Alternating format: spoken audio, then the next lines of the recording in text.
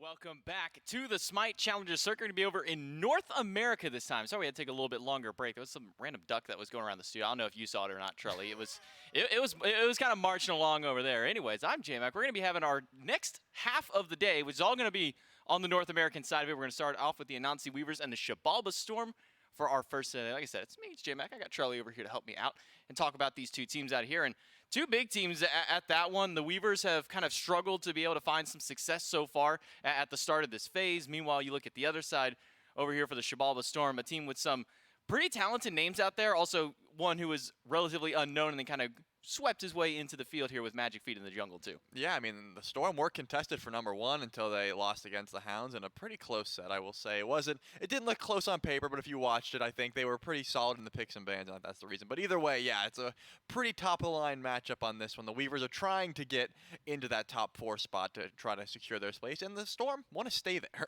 Yeah, the Storm definitely want to try and maintain that top 4 position for themselves for Masters. Let's take a look at the schedule, though, because I said we're only halfway through the day. Believe it or not, I know we're already sitting near 4:30 at this time of the day right now, and we are just now getting into our North American matchups. We had our two SCC or our two EUs earlier on. Now we'll have the Weavers and the Storm, and then the Hounds and the Wardens will be our match to close out the day. And then on Saturday, we'll have our final NASCC match of the week with the Athenian Sages and the Yomi Tanuki. But this match, a very important one for the Weavers, as you were kind of mentioning, and I'll kind of elaborate here. Both the Weavers and the Sages are currently sitting at the bottom of the standings right now. Both of these teams have yet to be able to find a win, and they're both playing against teams that they have to get a win against in order to have a chance to make the top 4. Because if both of these teams end up losing out here, then there's no chance for them to be able to break beyond the 1 in X threshold at that point then. And then these two teams play each other next week. So this is their only opportunity to try and make it into top 4. But then they've also got to bank that the team that they beat also loses next week. So there's a lot on the line for these two. Yeah, this is do or die time for the Weavers. They got to make sure to perform here against the Storm. They got their work cut out for them because, again, besides that match against the Hounds, the Storm have been looking very solid right now in this roster. But the Weaver, they have some strengths in their own right, J-Mac? I mean, we've seen the roster here. This time around, it's going to be Jingu Bang, Sops, Dashboard, and Chinfu. And it says, I'm not 100% sure, but Dishonored will be in the solo lane. So we'll have to see about that. Yeah, and Sops to the mid lane here, kind of making his breakout with mid in these last couple of years through. It has been a really strong proponent for this team. Chinfu, who came into this team initially as like the sub for their team, and then ended up being kind of like one of the hard carries in their sets during the qualifiers, I guess enough to where they decided to throw him back onto the main roster. And Chinfu, not just in the Hunter role, which is typically where he's been more often slated, but he's also even subbed for Jingu Bang over in that jungle role too. Yeah, a very dynamic player, we'll call it, as well as the fact that their duo lane has been very solid. No matter who's in that lane, Dashboard has been looking very solid on these sort of supporty style picks, I would say. Not just the sort of aggressive pick that we've seen, like a Sobek, for example, the Fafnir we're seeing in this clip, but also those Kepri, getting those clutch reses, that sort of thing. It's always nice to have these dynamic supports that can not only engage for you, but provide that peel that you need as well in these team fights. Yeah, and then obviously, just as a whole, this team, like I said, they've really been struggling to find set wins. They've been able to take game wins off some of the teams. Like last week, they took one game off of the Yomi Tanuki, looked fairly strong, but they haven't been able to close out these sets. And that's been a problem with typically the bottom 1 to 2 seeds in all of the SCC, even when you go all the way up into the SPL. You have those difficulties if you get these really big early games and then you don't necessarily know what to do at the late game. And that's kind of been the ringing echo throughout a lot of these teams here. And they're going up against, like we said, the Xibalba Storm. So we were just talking about them in the Tanuki earlier. And on the side of the Storm, Uzi, Magic Feet, Joshi, Oceans, and In My Zen to round out this roster here. And mostly, I'll just remind everybody that Magic Feet came into this without any prior competitive experience. Still doesn't have a Twitter, at least not to my knowledge out here. That's the one thing that kind of like it rang everybody's mouth. Like, wait, this guy doesn't have any kind of like social media presence, but this guy just exploded onto the competitive scene, and he's been making some solid waves. Yeah, I will say this team looks pretty much unstoppable whenever they can get Magic Feet onto a hard carry character, not only just a hard carry character, but a character that he can really make some waves on, for example, the Cleanas we've seen, the Bastet, that sort of thing. But the games that they were losing, the games that they weren't able to find success, he was banned out. So I think this team really does have to focus on getting Magic Feet on one of those characters where he can really impact the map and help everyone out. But we've seen that it's not just Magic Feet on this squad. Obviously, Joshi out of that mid lane has been very consistent, lots of diverse picks, but also just high meta picks like the AMC, for example, like you're seeing there. And then, of course, In My Zen, Zen has been a very solid addition to this squad in the duo lane. Not just that, I mean, we talk about Uzi all the time in the solo lane. Whenever it's an Uzi style of meta, when you get the Odins, the Artios, the Cthulhus, the Nikes of the world, when those gods are meta, Uzi's going to be having a good time in that solo lane, and those are the picks that he really constantly loves going over towards. And then you have Oceans, which has been coined as kind of the weirder player on this team. He goes like second item Lonos masks on all of his mage supports. He always plays this, I'm going to pick my god to hard counter the enemy support more often than not here, and it usually works out. Yeah, I believe Mifflin asked him about that, and he said something along the lines of, I don't always go Lonos mask. I just go Lonos mask when I'm going to get focused, which All the time? seems to be all the time, I would say. If we're taking any sort of his past games as that, then yeah, he thinks he's going to get focused pretty much every game.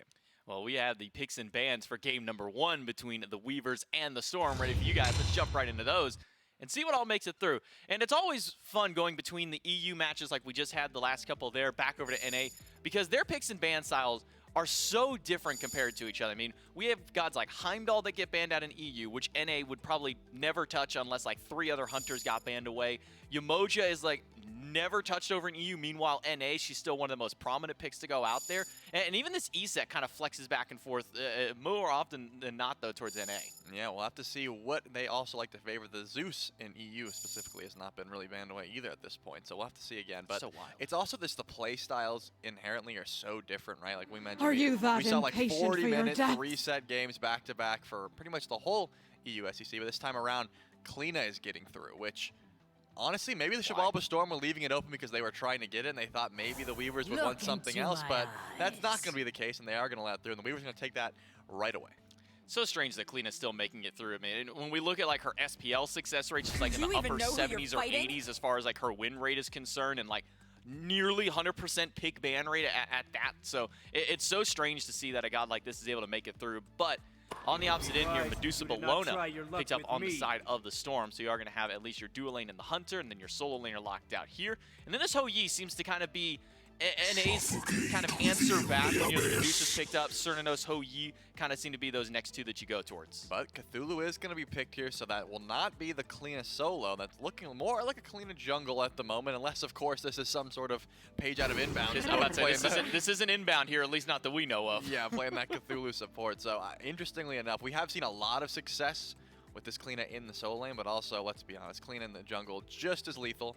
Very strong pick, lots of solid ganks through the walls, a lot of damage, that sort of thing. But you're right to say the Ho Yi is a solid answer back to the Medusa. If you don't want to try to fight that, you're usually pretty safe in lane, and then you can just drop the Suns, you know, create some space, that sort of thing. But that did leave Bastet open. Xibalba Storm are going to get Magic Feet on one of those harder carry characters. Yeah, Magic Feet definitely going to have a comfort pick for himself. As the bans come through, a couple of mages on the side of the Storm. They'll take away the Agni and the Morrigan here, which kind of leaves a little bit of a question mark that they're banning some of these more mid-lane focused ones. Meanwhile, the Weavers, they're going to ban away Atlas and Yamoja, a couple of supports, but that still leaves this Fafnir open, so that's a nice and easy pickup now for the Storm, and it's going to set up for a ton of objectives. Sure, I mean, Fafnir plus Bologna plus insert carry here. Yep. Objectives are going to die, man. Yeah, they have a very strong draft already, but the Weavers are going to take that Khepri. They want to make sure that they have lots of safety in this draft. They haven't even picked their mage out, which is interesting because usually you're picking this Khepri to try to keep not only your ADC late, but you want to be like, hey, if we have a Zeus, for example, something that's easy to dive, you want to make sure that Scarab's Blessing is there. They still have that option, Morgan though, Le so the Weavers are Fay. going to decide on the Morgan Le Fay, which is pretty interesting, with Agni, with Thoth, with Zeus, and even, dare I say, E-set banned away. Morgan Le Fay probably up there in one of those picks that you want to pick, maybe on the other side of Persephone besides that. And there it is going to be picked away. Wow, the fact that for how much North America really prioritizes Persephone, the fact she made it to a 10th pick, not just that, both of the mid laners, honestly, making it all the way till 9th and 10th pick is a little bit surprising. Typically, we see that kind of style in like 1 or 2 teams. They'll be like, okay, we're just going to make sure our mage player can get their pick last, no matter what, some kind of counter pick here. But it's going to be a last pick, Morgan Le Fay, Persephone, to round these ones out here for our first game between the Weavers and the Storm. And it's going to be a very important one out here. You got a little scared there. You heard the noise? I don't know what just dropped. That scared me. Something just dropped there. Kind of freaked you out for a moment here. But we are ready to go into game number 1 between the Weavers and the Storm to see who is going to come out on top for the first game of this best of 3. Remember, the Weavers need to win this set to keep their hopes of Masters alive. Otherwise, the Xibalba Storm are going to be able to take that slot and continue their climb up here And it will just be pretty much standard across the board. I mean, as we saw with the Cthulhu and the Bologna, that's pretty much going to guarantee that these two assassins are going in the jungle. Hey, we got Billy over here today doing our observing. That's a new one. That is a new one. It's been a while. What's up, Billy? But looking at these drafts, it's odd for me to ever say a team that got not only Cthulhu, but Kleena possibly got outdrafted. I don't know. Both of these drafts had a lot of strengths, right? But I think that whenever these teams are able to shut down Magic Feet, that's usually when the Storm is able to crumble, right? But right now, getting him on Bastet, it just adds another layer of confidence to this roster. So we'll have to see. It's not to say that Weavers got outdrafted. That was a misspoke by me because, of course, any team with Cthulhu, Kleena, you get Hoyi, Kepri, and then Morgan Le Fay in the mid lane has a solid 5v5 team fight, no doubt. But looking at the other side, I mean, Bologna's going to be pretty fine in lane, especially against the Cthulhu. You're not going to want to fight that too much. Either one of these, I don't think are going to be going for solo kills specifically, but you're going to be fine in lane. And then on the other hand, you have a Bastet to back you up and a Kleena to back you up. So that's going to be an interesting 2v2 that they're going to go for there. 4 beads and an emblem on the side of the Storm. Leap in there by Oceans just to kind of scare Chinfu for a moment there. And on the opposite side, it's 4 beads and a teleport for the Weaver. So far, only one team fight relic, so to speak, there with emblem out of the Fafnir. Meanwhile, it's just the one teleport, the most, quote-unquote, most selfish of the relics grabbed out of here, considering on the beads. So both teams very worried about the CC. Dashboard even more so here of being grabbed by Magic Feet. So making sure to pick something up there. And Dishonor going for the Vampiric Shroud and then the Tier 1 Breastplate. Typically, we've been seeing the helmet kind of be the go-to start. Yeah, we usually do see that little Celestial Legion helm or Jade Amp, one of those options, because it does give you some power as well as that physical defense. But this time around, Dishonored probably just wants to force some cooldown early, I would say. Just wants that Descent into Madness up as much as possible, especially when you don't have CC immunity available, right? You don't have the beads because you went for teleports. So saying, hey, I'm going to have to avoid some of these Hunters of Bast with my ult possibly, so I'm going to get that one ready. Dashboard does pull Oceans in here. Shinfu gets the Ricochet ready. Surprising to see that Hoyi and Kepri are out pressuring the Medusa Fafnir right now, but probably just recognizing that they don't want to push up too far in this lane. A small fight for the mid camps here. It looks like it went as a 1-for-1 split between the two junglers, one going each way. Meanwhile, Joshi and Sops in that mid lane matchup, Shinfu actually having to jump himself out. About a third HP on the Hoyi, walking away from that one. But now we're starting to see the pressure of the Medusa Fafnir catch back up, as this Kepri Hoyi does have to get pushed a little bit further back. Hunter builds going to be the same this time. Not going to see any of the Gilded Arrow start like we saw in our set earlier on today. Yeah, it's interesting to see when we do get the Dev Gauntlets into the Atalantis bow, because they get a lot of early crit, right? That's usually the reason you are going for something like that. You want that late game build, but also you get crit online much earlier. Against the Hoyi, though, probably not the option for Zen, especially because Crusher is just so potent on that character. And it looks like they are going to be looking at this purple buff. Magic Feet makes the rotation over, and I don't think Chinfu or Dashboard could even step up. It's already gone. So yeah, they're not going to be able to get that purple buff. Usually when I see that, I look to the other side. What's the blue buff doing? And right now, it seems like Dishonored is making his way over towards Ozzy's blue buff, and there could be a, oh, I don't know. Did he get it? Nope. Dishonored stole that one away, so unfortunate. The lone Cthulhu steals the buff away from Ozzy on this Bologna. It's not going to feel great being down a blue buff here as a Bologna. Jingu Bang will respond by stealing a little bit of farm of their own here, via the way those back Heartbeat camps. But stealing 2 buffs away, very big here by Magic Feet. He gets the red buff away from the mid laner, so Sops is going to inherently just deal less damage than Joshua once at least Joshua goes back and picks up the tier 2 of that penetration item there. And stealing away the purple buff. But, I mean, the good thing is at least Chinfu still holds on to the purple buff for the majority of its time thanks to the help of that green buff. Yeah, the green buff is always going to help you out, get a little bit of that attack speed, even if you're getting invaded there. It looks like they might tick over to 5 if they have the little bit of a lead, but in my Zen and Ocean's not ready. They have one more wave before they're able to fight right now. So they are just going to go for their high beats. And Magic Feet is level 5, and he's going to come from behind here. Definitely have some kill opportunities, especially on a Dashboard. He has the beads. They loop around. It's a good stun on the Dashboard. He's still holding on to those beads. Hunters of Bass goes out, and the beads come out from Dashboard to jump in by Magic Feet. It needs a little bit more damage, but it's not going to be enough. The Kepri gets by, but a beads burn is an important win for Magic Feet and the Boys of the Storm. Yeah, that was a clutch bead by Dashboard, making sure to survive there. Oceans ticked over to 5, but no Petrify was available. In my Zen, did not have that ultimate, wasn't able to chase that one down. So Dashboard lives another day. But we are seeing Sops trying to steal away some mid camps here. The red buff is spawning. I was curious to see if Magic Feet would get a little frisky and try to go for it, but Jingu Bang is here to making sure to confirm at least the red buff for the squad. The purple buff still is spawning here shortly, so there probably won't be any invade against that as well. So back to net even here. The Xibalba Storm have a very small gold lead. Yeah, not very often that your jungler, your enemy jungler, I should say, can get 2 successful red buff or speed buff kind of invades there. Usually does take a lot of extra commit to do so. And then Sops, recognizing they got stolen last time, probably had the timer on it ready to go, just saying, hey, we got like 20 seconds till this buff comes out. Someone please come over here so I don't lose out on another buff. And Sops will get the red buff this time around. Chinfu able to pick up his own purple buff. So first rotation of buff steals, at least going to be good for some early pressure, or at least some early XP for Magic Feet. Yeah, Dishonor did go for that breastplate start, so gonna have a solid amount of cooldown in this lane. Uzi has not backed yet.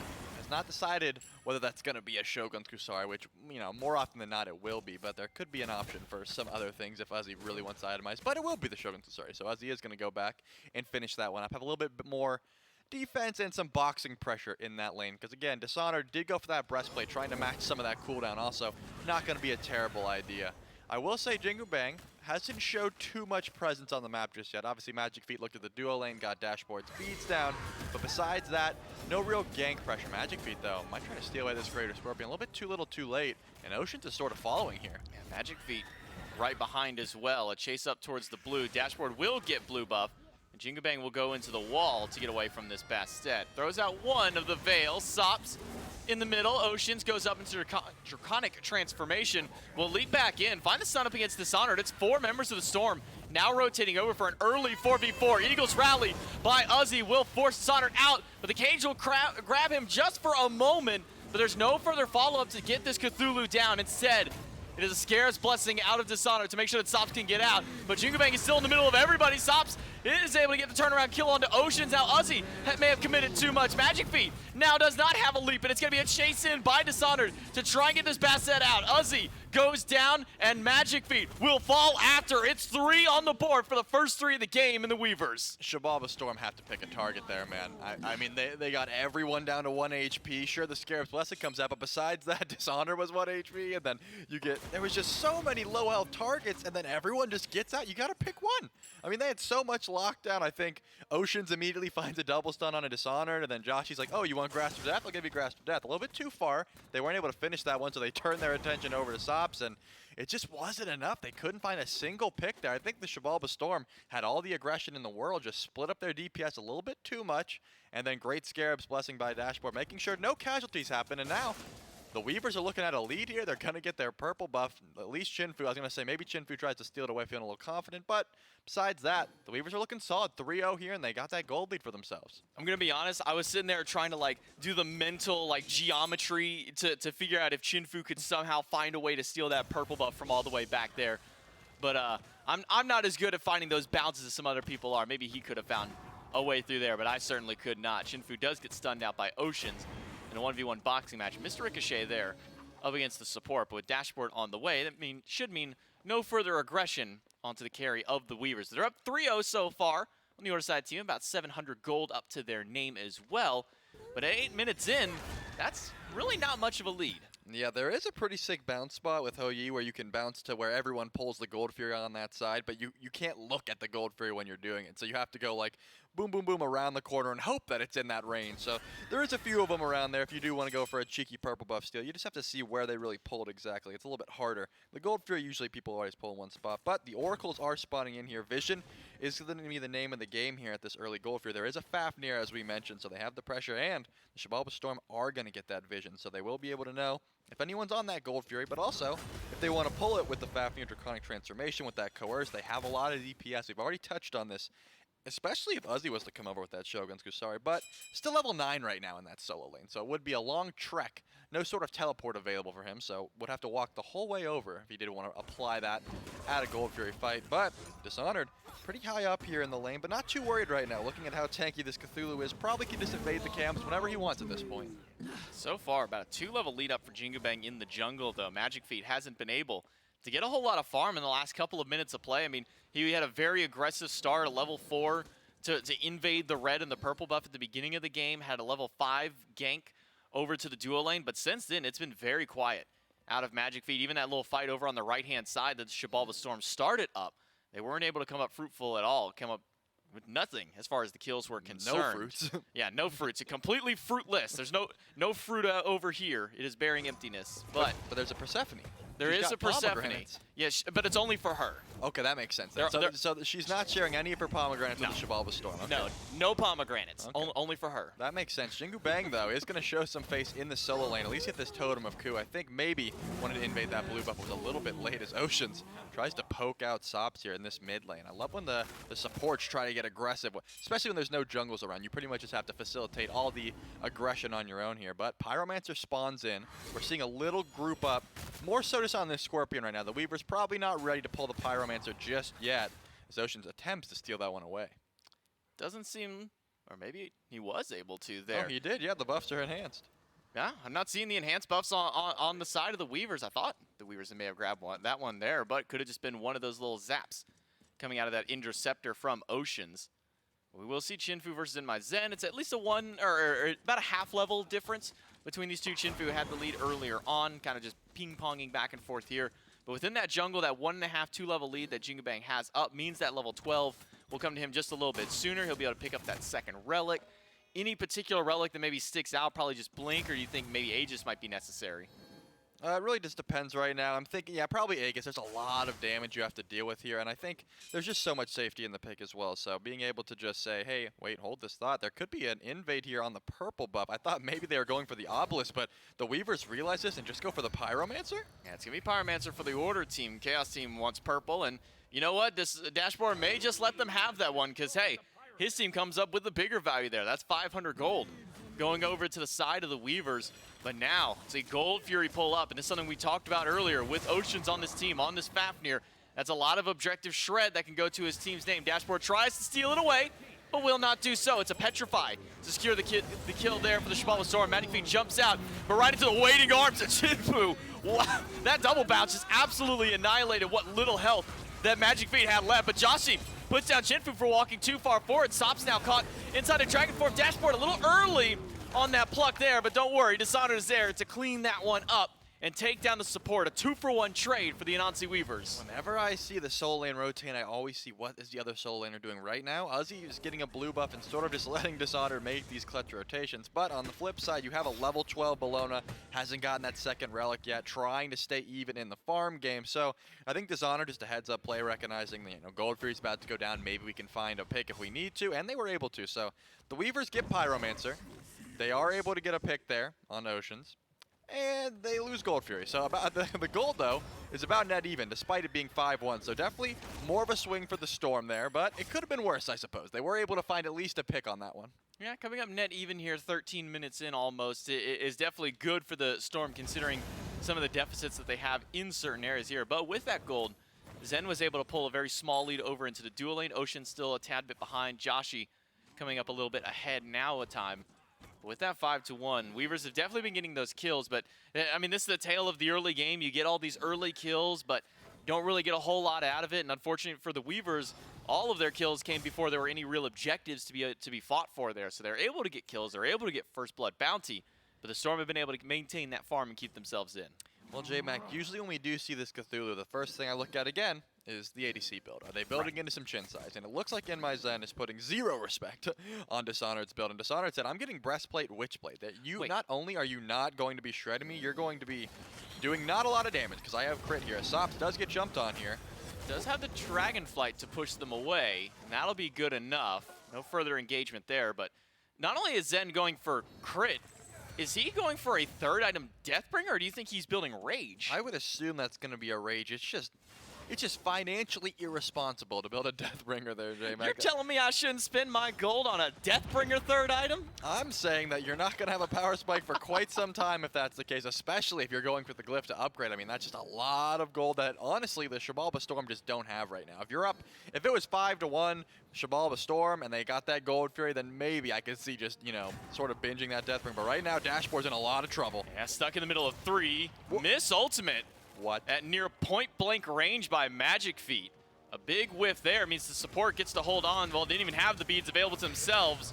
The Magic Feet will find the root onto Chinfu, get the last right after Petrify. Not going to do any damage to Chinfu because of the Aegis. That Scarab's Blessing will make sure that Chinfu stays up. Zen may have overextended. Jingu Bang cannot find the closing kill, but maybe Dishonored can. Finds the knockup and gets the AoE right after to finally close out the kill on the carry. Joshi now being attacked by Dishonored and Magic Feet, being shoved away. It's Jingu Bang who dashes in to get the kill. It's amazing that Dishonored was able to make this rotation. They have a huge damage on Oceans as well. Joshi, the only one that could possibly get this Fafnir out of here, and I don't think it's going to be possible. Unfortunately, Sops will find the kill onto Oceans. That's 3 dead right now for the Storm. All what happened could have just been an easy pick on the dashboard, but Dishonored's going to go for the chase. Joshi, you're going to have the juke shoes here, man. Oh no, the Aegis got baited out. Joshi loses his life. It's now a double kill over to Sops, and the Weavers come up with a 4-for-none trade out there. Starting all within my Zen, walking just a little too far forward to try and get that Petrify.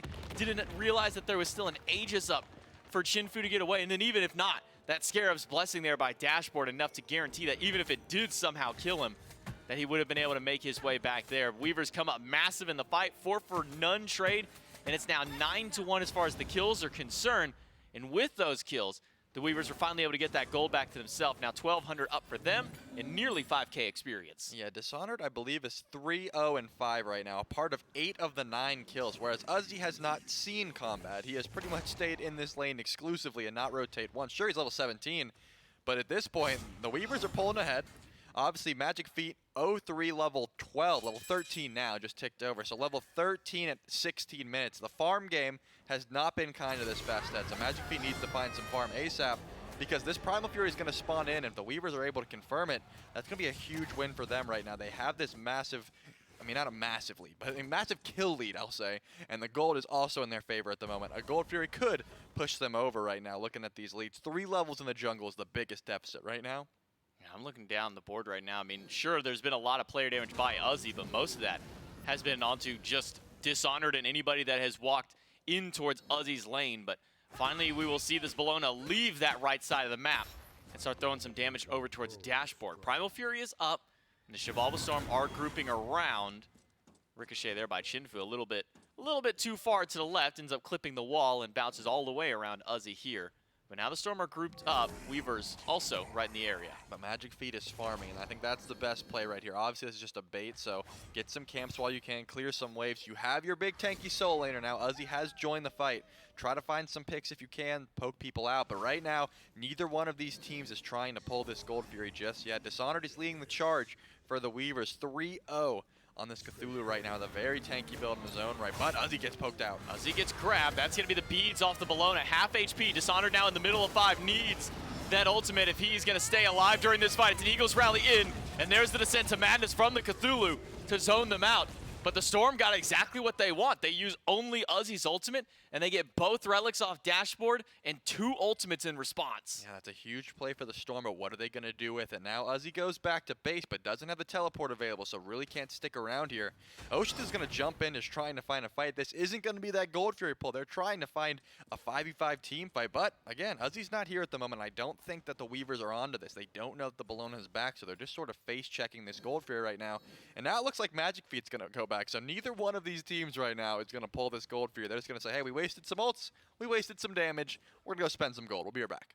Well, maybe we're not the best financial advisors here for NMyZen because he does go for a Deathbringer. Our advice didn't hold true enough for him. He wants that massive, 3K gold item to pick up here early on. That's going to give his crits a little more bang for his buck here around this Primal Fury at the very least.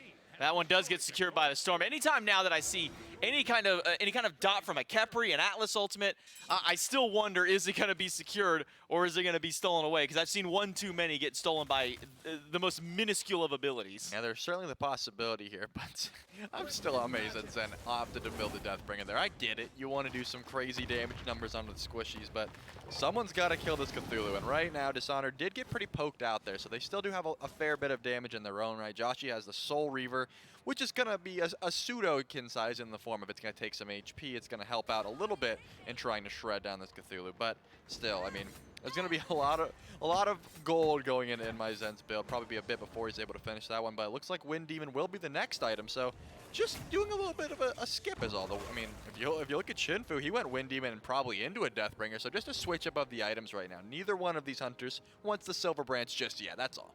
You know what? You guys do you. You build what you want to build, and we'll just talk about it. It gives us at least some moments of discussion during these slower down times here. Fury and Pyromancer are gone. The Pyromancer was picked up just a moment ago. Fire Giant, though, Started up by the Weavers here. They don't really have a massive lead in this game. They're just going maybe for a heat check here, though they did expend one of the Veils to start this one up. Ocean's the first to respond. Magic Feet and Uzi in tail with Enmy Zen to lead up, or to at least to follow up at the trail here.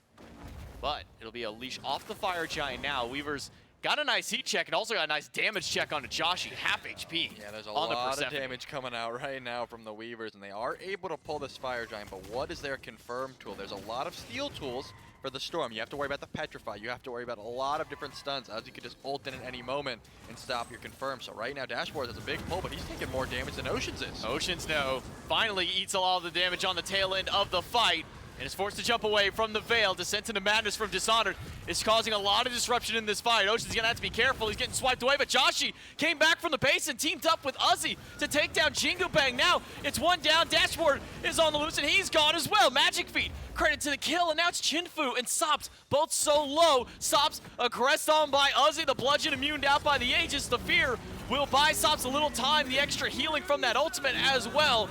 And Uzi eating too much damage. Whoa, massive double tap. Joshi walked a little too far forward there. He's gonna have to back himself off. No Fire Giant for either team. Yeah, Joshi rolled up to that fight, killed pretty much two by himself, a little bit of help, but so much damage there. And then all of it pretty much just to say, oh, I'm going to walk into this triple bounce and almost get one shot there. So very solid play by Joshi, and then a little bit too much there. But as you mentioned, no one is going to get this Fire Giant off that. I really thought Uzi was going to be able to just frostbound them to death at that point, but not too much magical defense right now in Uzi's build. Obviously the Shogun's Kusari, but that's about it right now. So was able to get shredded down by Sops' ult, and then you can't really chase into that. Morgan Le Fay has a lot of tools to say, hey, you're not allowed to chase me anymore. I'm going to fear you away. I'm going to slow you. I'm going to knock you up. I'm going to speed myself up in this process. So it looks like finally the Storm are going to pull this Fire Giant, but the Weavers are back. Dishonored, forced to use the beads.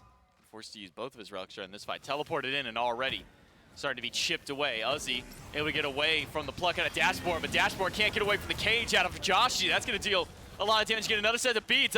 Magic Feet does pick up Sops and brings him back into the fight, but Sops isn't eating a whole lot of damage right now. He's going to have to back himself away, but Magic Feet on the wraparound. There are a couple of low targets that he can go for, but with Chinfu at full HP, no commit from Magic Feet. Instead, it's Jingu Bang surrounded by 4 inside of a lone wall, and he goes to the one side where only one person was to find a way out. Yeah, we're seeing lots of low health bars here and really no healing to be had, so it looks like we will see another reset. A big damage check nonetheless, but still no kill this time around. The Storm were pretty much aggressing that time, but Jingu Bang was able to find some answer back in the wall there, just doing a ton of damage. And then at that point, what do you do? If you're the Storm, do you just say, hey, there's a Kleena in the wall, let's just ignore? You really can't. You have to sit there and sort of sit around the wall and say, where's she going to come out? Where's the next damage going to come from? That sort of thing. So this is why we're seeing this pick banned away so much.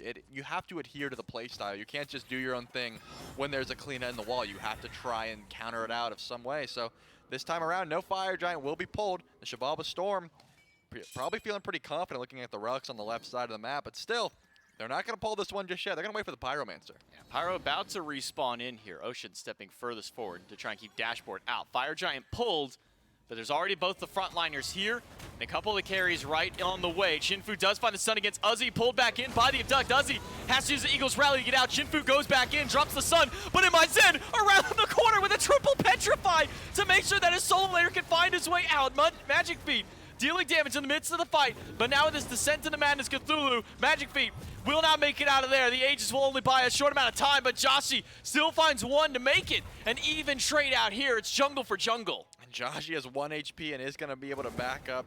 Dishonor had such a view of everyone backing with 1 HP. Oceans is going to get poked out, has to go for the dragon. Do they have the finish? But Uzi's back, full HP. Now fighting against Chinfu. Quick leap gets the Hunter out, but with Uzi at full HP, and now here, no shot that the Weavers can try and start up this Fire Giant, especially with Dashboard low on mana. He is going to be forced to go back to base, and it'll be once again another reset around the objective. How many times have we said that after a team fight? Just, well, there's a lot of damage, but no one's got the HP bars. Can't pull fire. All right, maybe next time. Maybe like every one of them now. maybe we'll see you guys at 30 minutes for that enhanced Fire Giant. We'll actually see a team fight here. But let's take a look at the XP at the moment right now. We're seeing Jingu Bang ticks over to 20.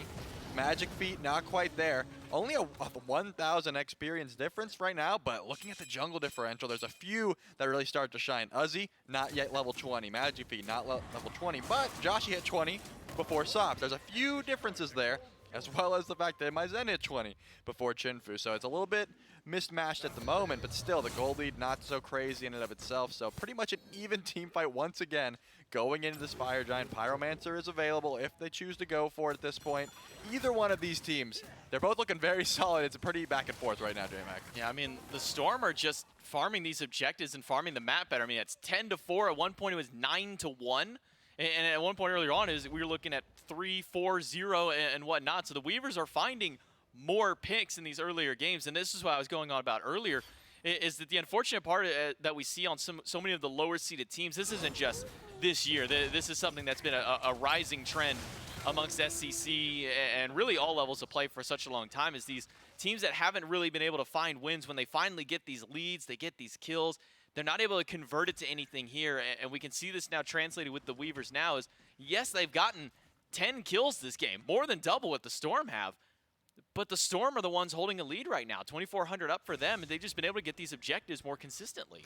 That is true, but now looking at the team fight relics, the Xibalba Storm are lacking a little bit. I mean, you probably want to wait at least until Magic Feats Beads and Aegis is up. That's going to be in about 30 seconds or so. And my Zen 20 seconds off the Aegis, but the Weavers, all they're really waiting on right now is Jingu Bang's beads. Besides that, they are ready to engage, but they haven't really felt confident to pull this Fire Giant since that first attempt. The Xibalba Storm have went for 2 pulls at this point, but either way, neither one of these teams really has the edge right now. It really just depends. They're looking for poke onto the tanks right now. No one can really get to the backline just yet. Pull in onto Uzi. That's going to get the beads off the Bologna. Uzi still in the middle of a few, though. The big Petrify will find 2. Chinfu beads will get him away from the Bastet Ultimate, but Magic Feet may have just jumped back in to his own doom. Dishonored is wreaking havoc in the backline. Magic Feet has separated themselves from the fight. It's now 2 people chase them down. Jingu Bang finally able to close out the kill. Now that this Dashboard and Dishonored are back up to the front line, Sops is able to make some work out here. Uzi goes down, Chinfu goes in, and Zen and Joshi both on the run. Ricochet off the mark. Zen trying to fight back, but it's only into a losing battle as Chinfu grabs him. Joshi is going to have to die here. The Aegis gets used, but won't have enough damage to finish this one. Dishonor gets credit for the kill as Ocean's, the lone member of the Storm, is going to hop back to base with the Dragon Winds. And finally, we are going to see a Fire Giant pull, this time by the Weavers, and they are going to confirm it. They have everyone. There's no way Oceans makes it back in time. No, should not be. But Jingu Bang doesn't have any mana here, so Dashboard is going to have to tank this one up for a while the other 2 carries come back to help deal with the Fire Giant through. But Ocean shouldn't be able to make it here in time to grab this one away. So finally, the Weavers are able to get a big team fight for themselves. They come up with another 4-for-0 trade out here, and they're able to grab an objective off the back end of it. It only took a couple of team fights around this Fire Giant, but finally the Weavers can come up big. Zen has been finding some massive petrifies as well. I mean, how many times have we called out those like 2-3-man stunts? Just not enough. And in my head, Magic Feet is just not doing too much on this Bastet pick. I mean, every time it seems like he jumps in, pounces in, does not find too much damage, jumps back, and then just has to run like a chicken with his head cut off. He really is always in the fray. This Descent into Madness pretty much always puts him out of position as well. So not able to find the same amount of success. The damage charts is not too telling, but Jingu Bang is definitely doing a fair bit more than the Bastet at the moment. So right now, I would say you're just not getting that full amount of damage off as a jungler right now if you are this Bastet. So Magic Feet's going to have to find some more engage here. 14-4, not a huge gold lead right now. So if you are the Storm, you probably could defend these tier 2 towers if you want to, because it's only going to get worse, right? Once you get those tier 2 towers, the gold lead is just going to climb even more. Joshi sitting at the top of the charts right now by about 2,000, 2,400 as far as the damage is concerned over Sops. But it's not too often that we get to these games and it's the mages, the mid lane mages that are both leading. Usually it could be like one or the other. Usually the solo laners. Sometimes we do see the carries with some astronomical numbers up there. Typically we look at players like Coast over on the EU side. Vapor's Coast always coming up with large damage numbers with that Heimdall. But we do see tier 1 tower going down left side. Weavers can push in and now work on this tier 2 tower.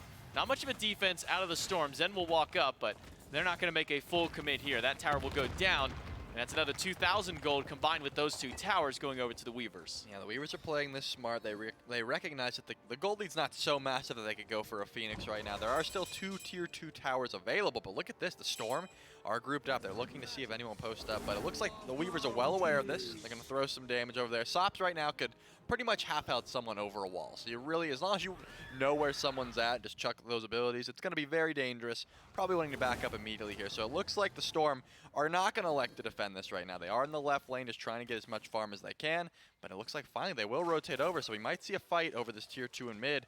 We'll have to see if they want to engage on this. Well, they're going to have to dance around the garden that's being thrown at them right now, at least out of Joshi. But now he's going to wait a couple more seconds till some of those flowers are back up, and he'll toss a few more out to clear out the wave and throw some poke over to the side of the Weavers. But this is a bit of a defense being put up here by the Storm. They're not just letting the Weavers have this tower. They might need to, though, if Dishonored is going to be the one to hold up the front line for the side of the Weavers. Storm aren't moving too far forward. It's only Oceans walking all the way up to the front, but he's going to have to jump away. Tier 2 tower will go down, and the Weavers only have one left on the map to take away. That's the tier 2 over in solo. And they got about a minute 10 left on this FG buff. They're going to have to decide right now, do they want to go for a Phoenix or are they going to back off? It looks like they are making their way over to left lane, so they will try to go for one Phoenix push here. I mean, this could be the end at this point. They have the build that if they get enough picks, they can go for the Titan after the fact, but they have Fire Giant buff for about 50 more seconds. The Storm are really going to have to put up a defense here if they want to stay in this game. They do not want to let this bird fall, because that means Enhanced Fire Giant. You're going to have to come over here to defend, and it's going to be very annoying. No teleports available.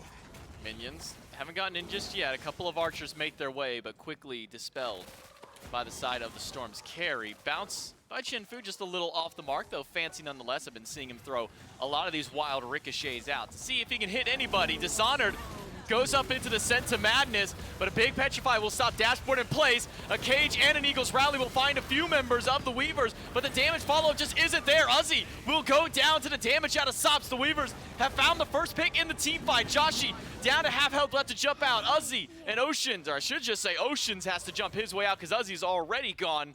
But it will just be the left Phoenix. No further follow-up from the Weavers. Yeah, Uzzy, I just think really itemized into that physical defense, rightfully so, but that means that Sops is doing so much damage right now, Cthulhu as well. It's not enough just the Shoguns. Uzzy really needs this Mantle of Discord or the Spirit Robe online, but it's not going to be enough because the Phoenix goes down.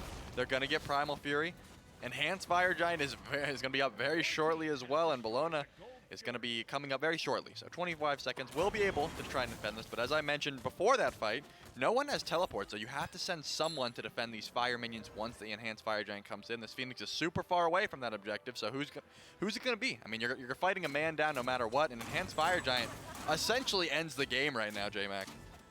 Pretty much does, especially as we're peaking this 32-minute mark. This has kind of been our average low-end time of our game so far today. I mean, EU, all of our sets, we're going 35 to 40 minutes per game, and all it takes is one team fight to close this one out. But with Fire Giant crashing back in, the answer is that the Storm might not even send anybody to defend left lane. They might just risk it all for one final defense at the objective. But that just means and tells me that the Weavers can play this as slow as they want to. That is the case right now. As long as the Weavers wait for those fire minions to go under the base, I mean, someone eventually is going to have to go back. You can't let your Titan get that poked out. We know what Kleena can do with a Phoenix down and a very weak Titan right now. So We've seen those pro games. We've seen the Leviathans, what they can do. So right now, that's the object. The Weavers just have to sit around. I mean, they can do whatever they want. They just have to sit here and wait for those fire minions to push. And the Storm, they're going to have to get aggressive. If they want to fight, they have to fight right now. As you mentioned, this wave is only going to push forward. There's a second one coming up right behind it. And those fire waves are going to well outpush the normal minion waves. But the Fire Giant is started up by the Storm, already taking down to half health. Uzzy gets picked up by Dashboard, pushed back by the Dragonflight, and Dishonored up into the Madness.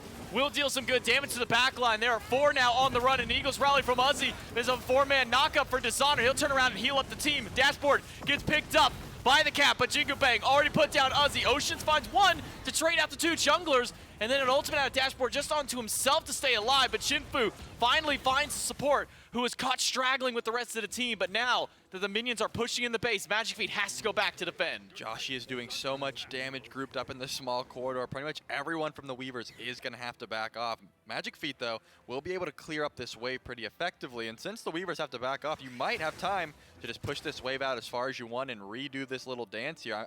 I like what the Storm did where they pulled the Enhanced Fire Giant. I think they recognized pretty much immediately, guys, they're just going to sit here and wait for the fire minions. We have to do something here. I mean, they did sort of something. They found a 1 for 2, which isn't great at this point, and now they're back. The Weaver's back. They all came back here. Joshy didn't even back in this case because he wanted to see if they were able to pull it. Now Dishonored is full HP and is going to be able to zone away pretty much everyone freely as the Fire Giant gets pulled once again. And the ward gets dropped down, but Dishonored knows that they're there. He'll use that Mire to stop a couple of them. Grasp of Death goes through the back line, but it misses any penny and every wall.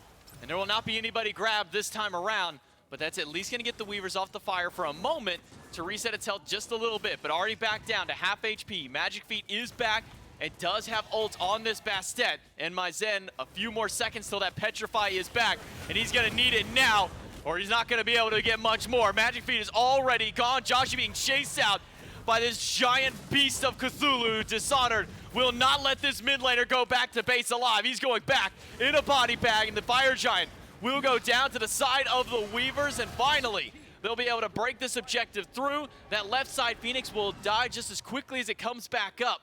Or at least the Weavers can try and push up some of these other ones. Yeah, Joshy was doing so much damage there, but you really can't 1v1 a Cthulhu. So Dishonored plays that perfectly, just tries to go into the Persephone, gets that kill now. As we mentioned, left Phoenix is spawning, but they want right Phoenix here. This is enhanced Fire Giant. They have all the damage in the world right now. It's gone. You're up 5v3. You're not going to go for another Phoenix. Right now, you're going for the Titan. 20 seconds till Magic Feet's back up. Dishonored finds the pull on Uzi, gets the beads, and an ultimate out of Zen will only slam Dashboard. Oceans in the backline, transform onto 4 targets. We'll get some decent dot damage, but that dot damage isn't enough. They're going to need a lot more here. They're going to need some big plays from Zen, some big crits, and some big damage from the Hunter.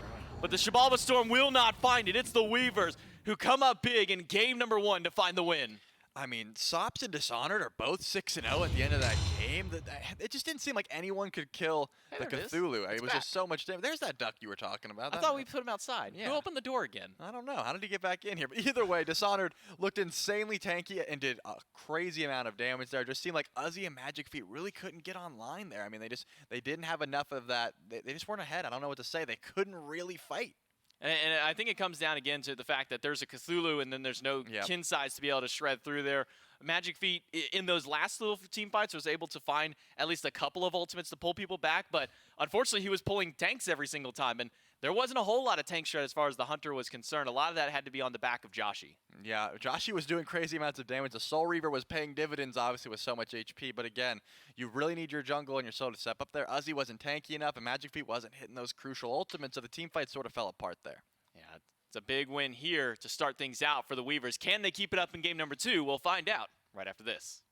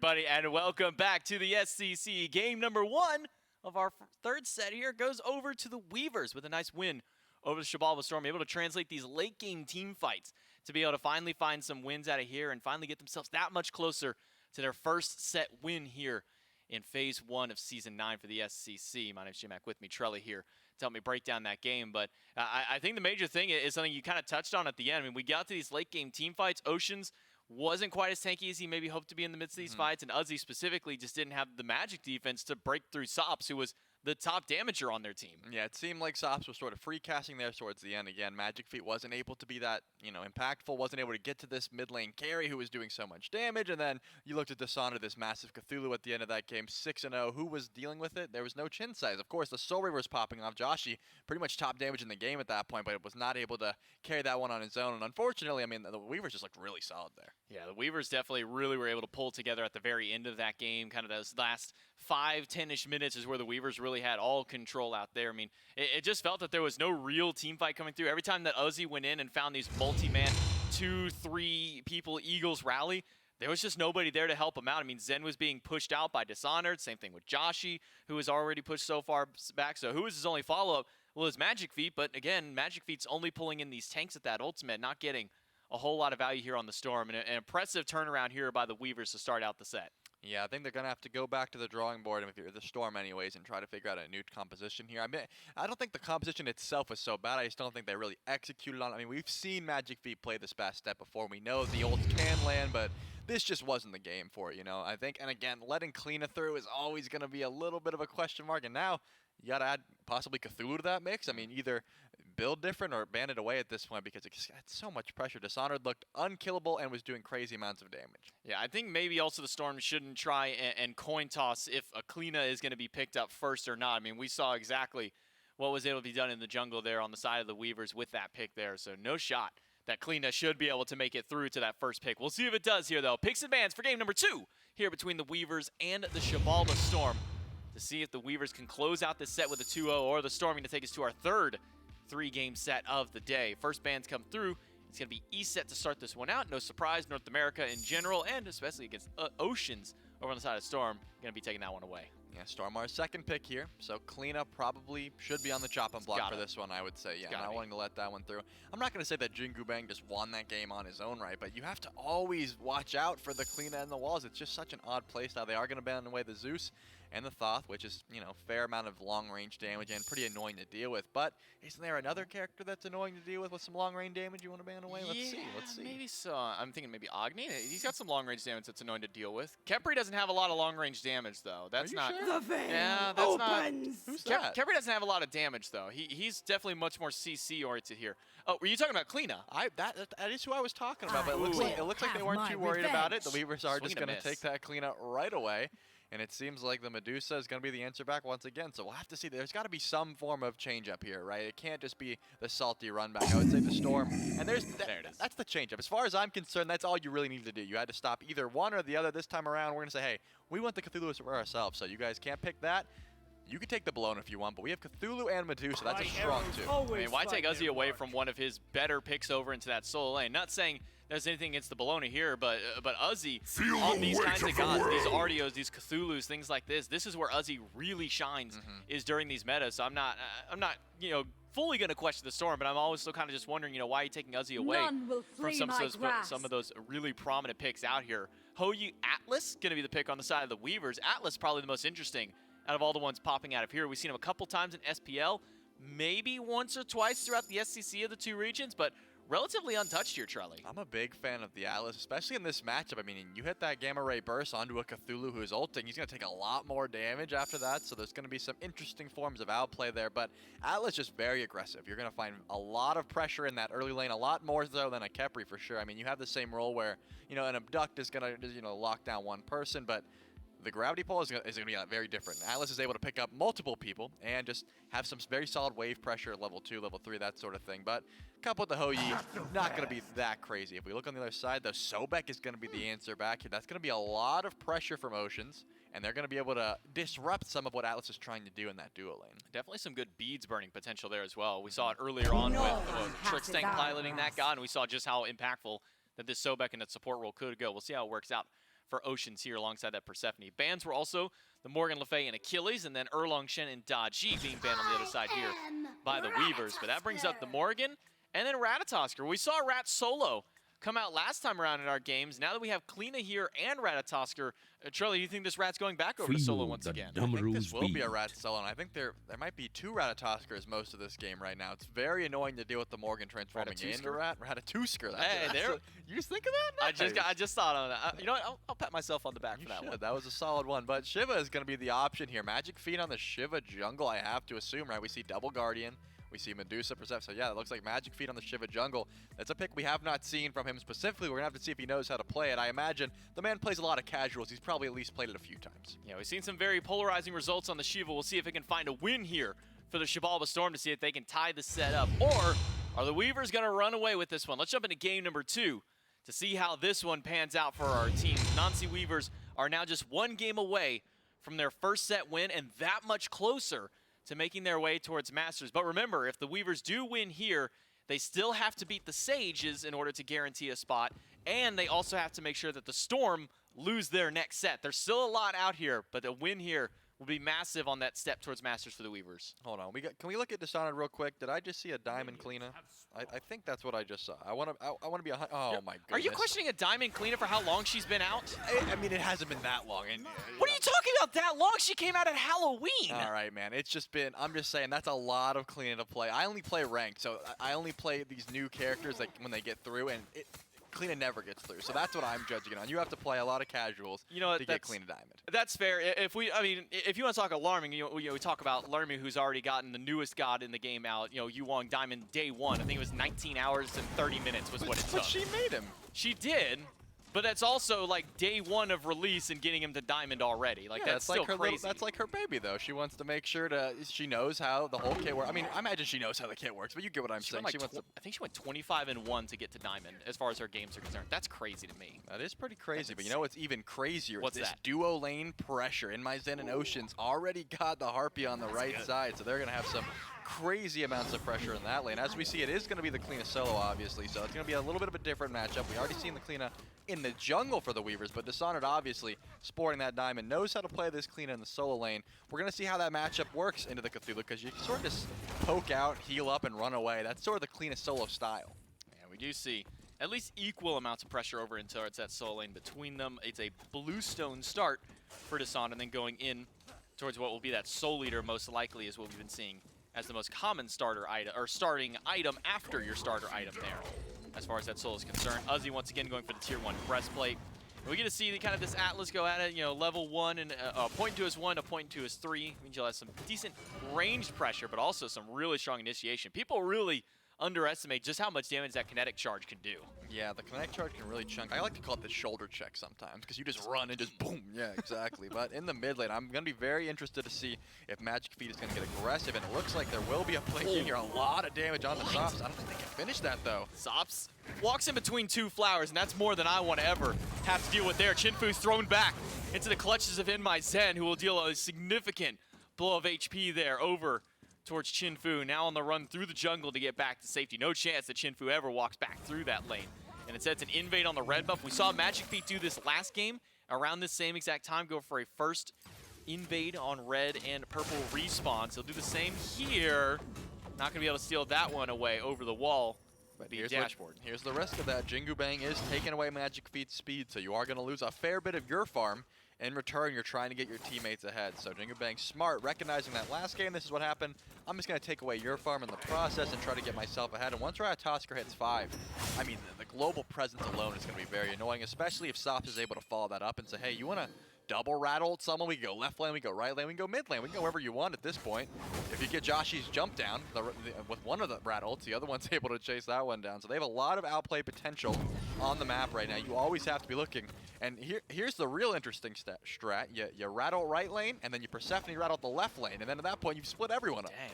Dang, you got the tech there, Charlie. That's why you're a higher rank than I am. I also don't play rank, so that's probably an answer to that too. So, but Dishonored over your solo lane, level 5 versus Uzi on the Cthulhu level 5. Now doesn't have a chance to go back to base just yet to buy some items, though. It is a teleport out of Uzi, so he'll be able to have a little bit more mobility than he had last game. Last time around on the Bologna, did not opt to go for that relic there, so he wasn't able to traverse nearly as much here.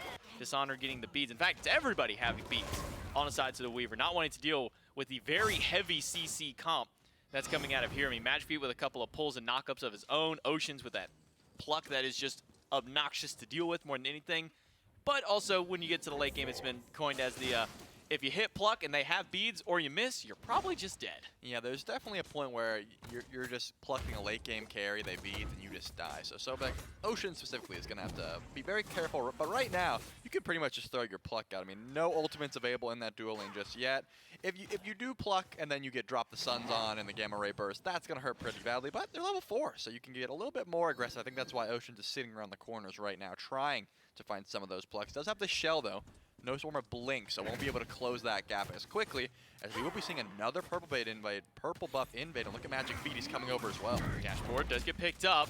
Charge will get blocked by Oceans, but a turnaround ultimate out of Dashboard. Who will he fire it on? Just Magic Feet and Oceans for pennies of damage. I mean, like 89, I think I saw the number pop up there. Not a whole lot, at least in this early game. The Suns drop down, but the purple buff has been leashed, and there are 4 people on this side of the map to either get a kill or get a buff.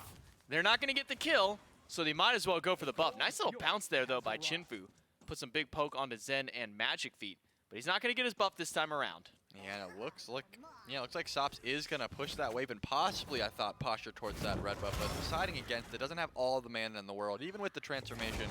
With that ultimate where you do get your mana reset. Probably not wanting to get caught at that red buff, so just going to back off there. Sops does have a level lead, though, because when Joshy rotates over to purple, he says, you know what, I'm going to come help, and he's like, never mind. And he just goes and pushes the waves under and says, good luck, Chinfu. Hopefully you can, maybe drop your ult on that buff, but I'm just going to push under wave, get my own red buff, that sort of thing. So able to find some farm even during a bad situation. Joshy will catch up a little bit, though, so the XP lead, not the worst, as we see Chinfu ticks over to 6 and Zen ticks over to 7, so a pretty sizable lead in the dual lane, at least for right now. Yeah, I mean, those purples and all the extra heartbeat camps have been going over to the Storm, but this is now the second speed buff that Jingu Bang has taken away from Magic Feet. Magic Feet can't be too happy about that, especially sitting a level and a half down to this Ratatosk or Uzi, going all the way back to try and secure a back harpy of their own. Dishonored, though, will be able to steal that one away.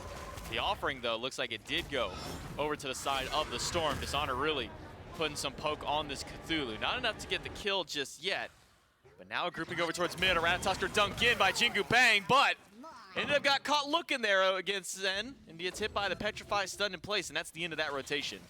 Yeah, you can't be looking, man. You can't be looking at those Petrify. So nice ult, making sure to keep Zen alive there. Didn't want to get knocked up by that ultimate. Jingu Bang, though, is going to be showing a little bit of face right now, trying to get very active on the map with that ultimate. You can go anywhere, pretty much wherever you want, as long as you have a little bit of pressure. But Oceans will get plugged in here. Sops does have the transformation, but won't use it. Now he transforms. On top of Dashboard, stuck inside that cage, so Magic Feet will dance to heal up and deal some damage, but he won't be able to get Oceans with enough HP instead.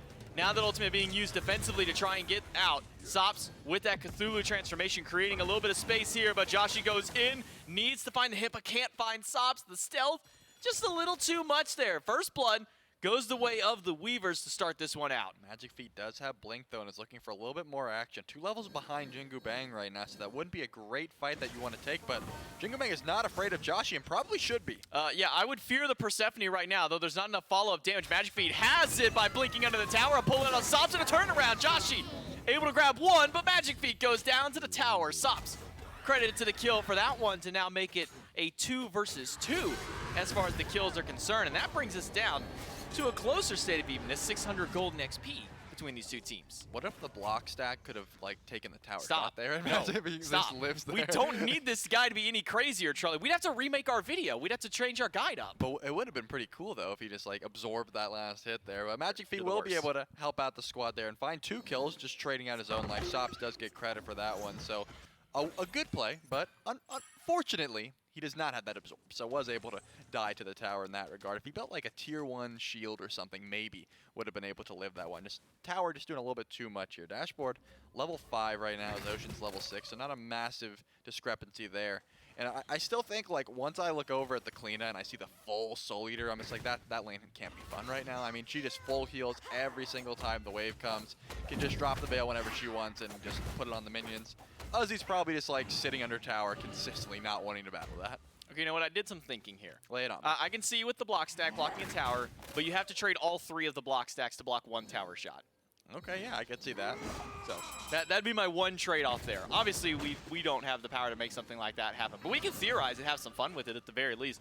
Just like Xibalba Storm are having some fun around this red buff. This is the 3rd time we've seen a rotation here, but Oceans might pay the price because of it. He will be dashed on by Dashboard and will go down to the Gamma Ray. Charge up, the fire has gone through. It's hit Joshi in the back line. Magic Feet trying to heal up and deals as much as they can, but Dashboard picks up a double kill on this Atlas. Sops into the back line as In-My-Zen grabs 1, In-My-Zen grabs 2 in the midst of all of it, but now the Jingu Bang is surrounding him alongside Sops. Finally, In-My-Zen will go down, but a massive 2-for-2 trade off the back of the carry. yeah, that's a clutch transformation, but look at this. Uzzy is coming in now, and he has his own descent into madness, so this is going to be an interesting one. Not a lot of HP for Sops, does cancel out the dash. Will he go for it, though? No. As he will decide against it, not wanting to go into the ultimate there, probably not thinking that he had enough damage to finish that one off, but maybe try to steal away a red buff. I mean, you rotated all the way over here, might as well try to find something, and it looks like not much. He will not find pretty much anything, J-Mac. He'll spit it Dishonored, and that's about it. They'll get a tier 1 tower, so that's something that the Storm get out of the midst of all of that fighting. That'll at least bring the gold back to closer to 1,000 only up for the side of the Weavers here, 701k XP. As far as that is concerned, but Dashboard picks up a double kill in that fight on Atlas, which makes me feel good because I like seeing kills on Atlas. I'll just be honest, you know, Dave talking about, you know, Baron and wanting to see Barons win. I like seeing Atlas's win. I think he's a fun god out here, and I think that we do not see enough of this god, if I'm honest. I agree with you. I think Atlas brings a lot to the table. It's just, I don't know, sort of difficult to play around. You want to make sure they're using the ult effectively here. Jinfu getting very bullied right now by Ocean. I'm surprised Zen didn't sort of rotate over, but at that point you probably said like, hey man, good luck. Like you seem to be doing enough damage on your own at that point. We haven't seen really Dishonored rotate into these fights just yet. I think once we see this cleaner with a full Soul Eater and breastplate rotate in, it's going to be a huge difference maker. Obviously we saw Uzzy sort of make the long con rotation over, but wasn't able to find too much there. As the Gold Fury is still up, but the Pyromancer will be looked at right now. And the Veil, that's going to bring enough damage. I don't think Uzzy can even get here in time. No, that one's going to go very quickly over to the side of the Weavers once Dashboard makes that rotation over there. And that's the power that we have talked about extensively with this clean, as objectives are not safe around this god as long as 1 charges up. If 2 charges of that Veil is up, you might as well just kind of kiss that one goodbye here. Though typically more in the damage oriented is where we see those kind of get shredded a little bit harder. It is a breastplate second item for the Assassin solo. Uzzy getting breastplate 1. And then going towards what I imagine is going to be Witchblade. We saw it last game as a second item out of the Cthulhu, so I got to imagine probably the same thing here.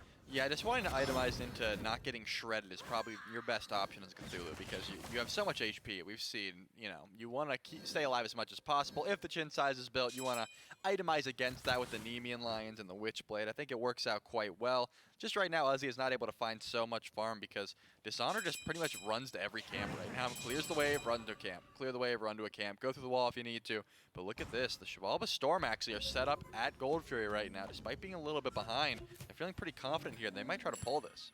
Dashboard, though, in the area. We've seen now 2, I think, total competitive Atlas objective steals. So nothing is ever safe as long as that Gamma Ray Burst is up and available for Dashboard to throw out there. So Xibalba Storm will back themselves away from the Fury, at least for now. Vision control is still in their favor. They do have a Sentry Ward right inside the pit there, so they'll know if the Weavers ever start this one up.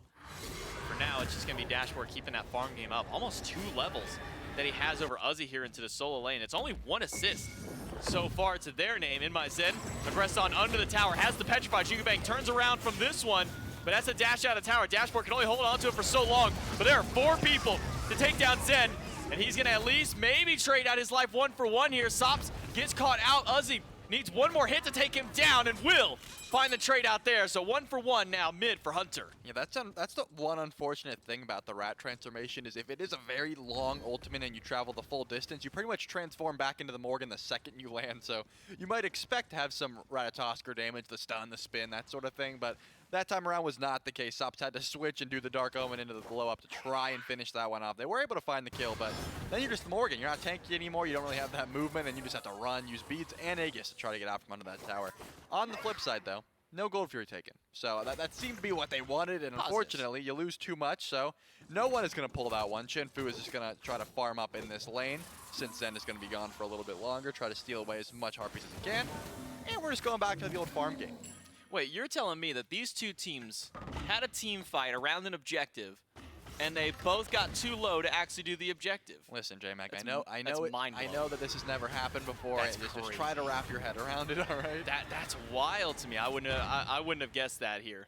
As we jump into game, now we're jumping into game 2. We're almost 15 minutes in game 2. Man, we are almost 15 minutes into game 2. And I just realized we're moving fast in this one compared to the last couple, especially our games earlier on, where, I mean, we went like 13 minutes before we ever saw First Blood back in that first EU set in one of those games. But now we've got 11 kills here, 14 minutes in, much quicker pace over here in North America. These guys really love to get their brawling going. Yeah, again, I'm just looking at Dishonored right now. Level 16 at 14 minutes. Magic Feet is level 12. So if you're ever fighting this Kleena, you have a 4-level deficit in the jungle. It's not going to be very fun.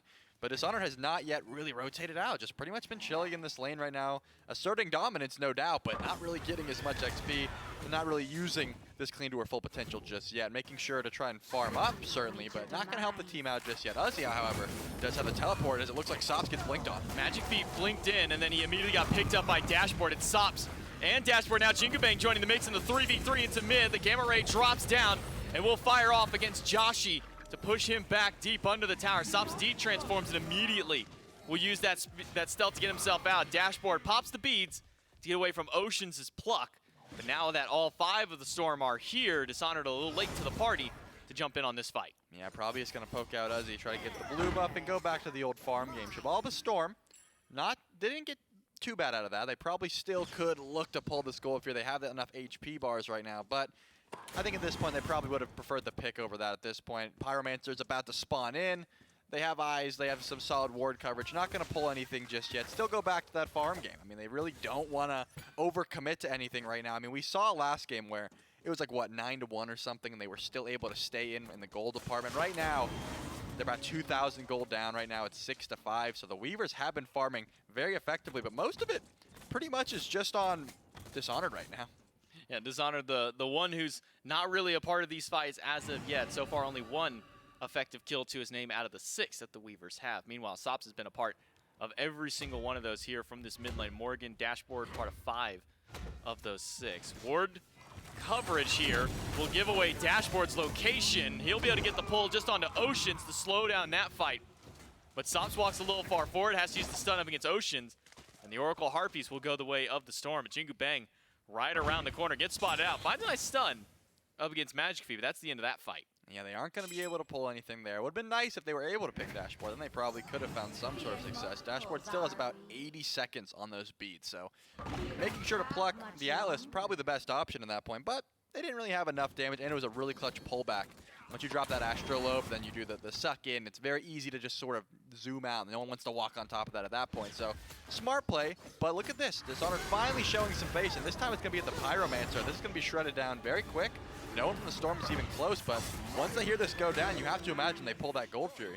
It's going to be started up right away. Good call there, as 4 of the Storm are ready to go. Chinfu is here. The Suns and the Ricochet are available to this Hunter. Gamma Ray gets dropped down. The Gold Fury gets stolen away by the Weavers. The question is which of the ones secured it there. Doesn't matter right now as the fight continues through. Chinfu, the credit for that steal. Magic Feet dancing in the back to get some heals for his team.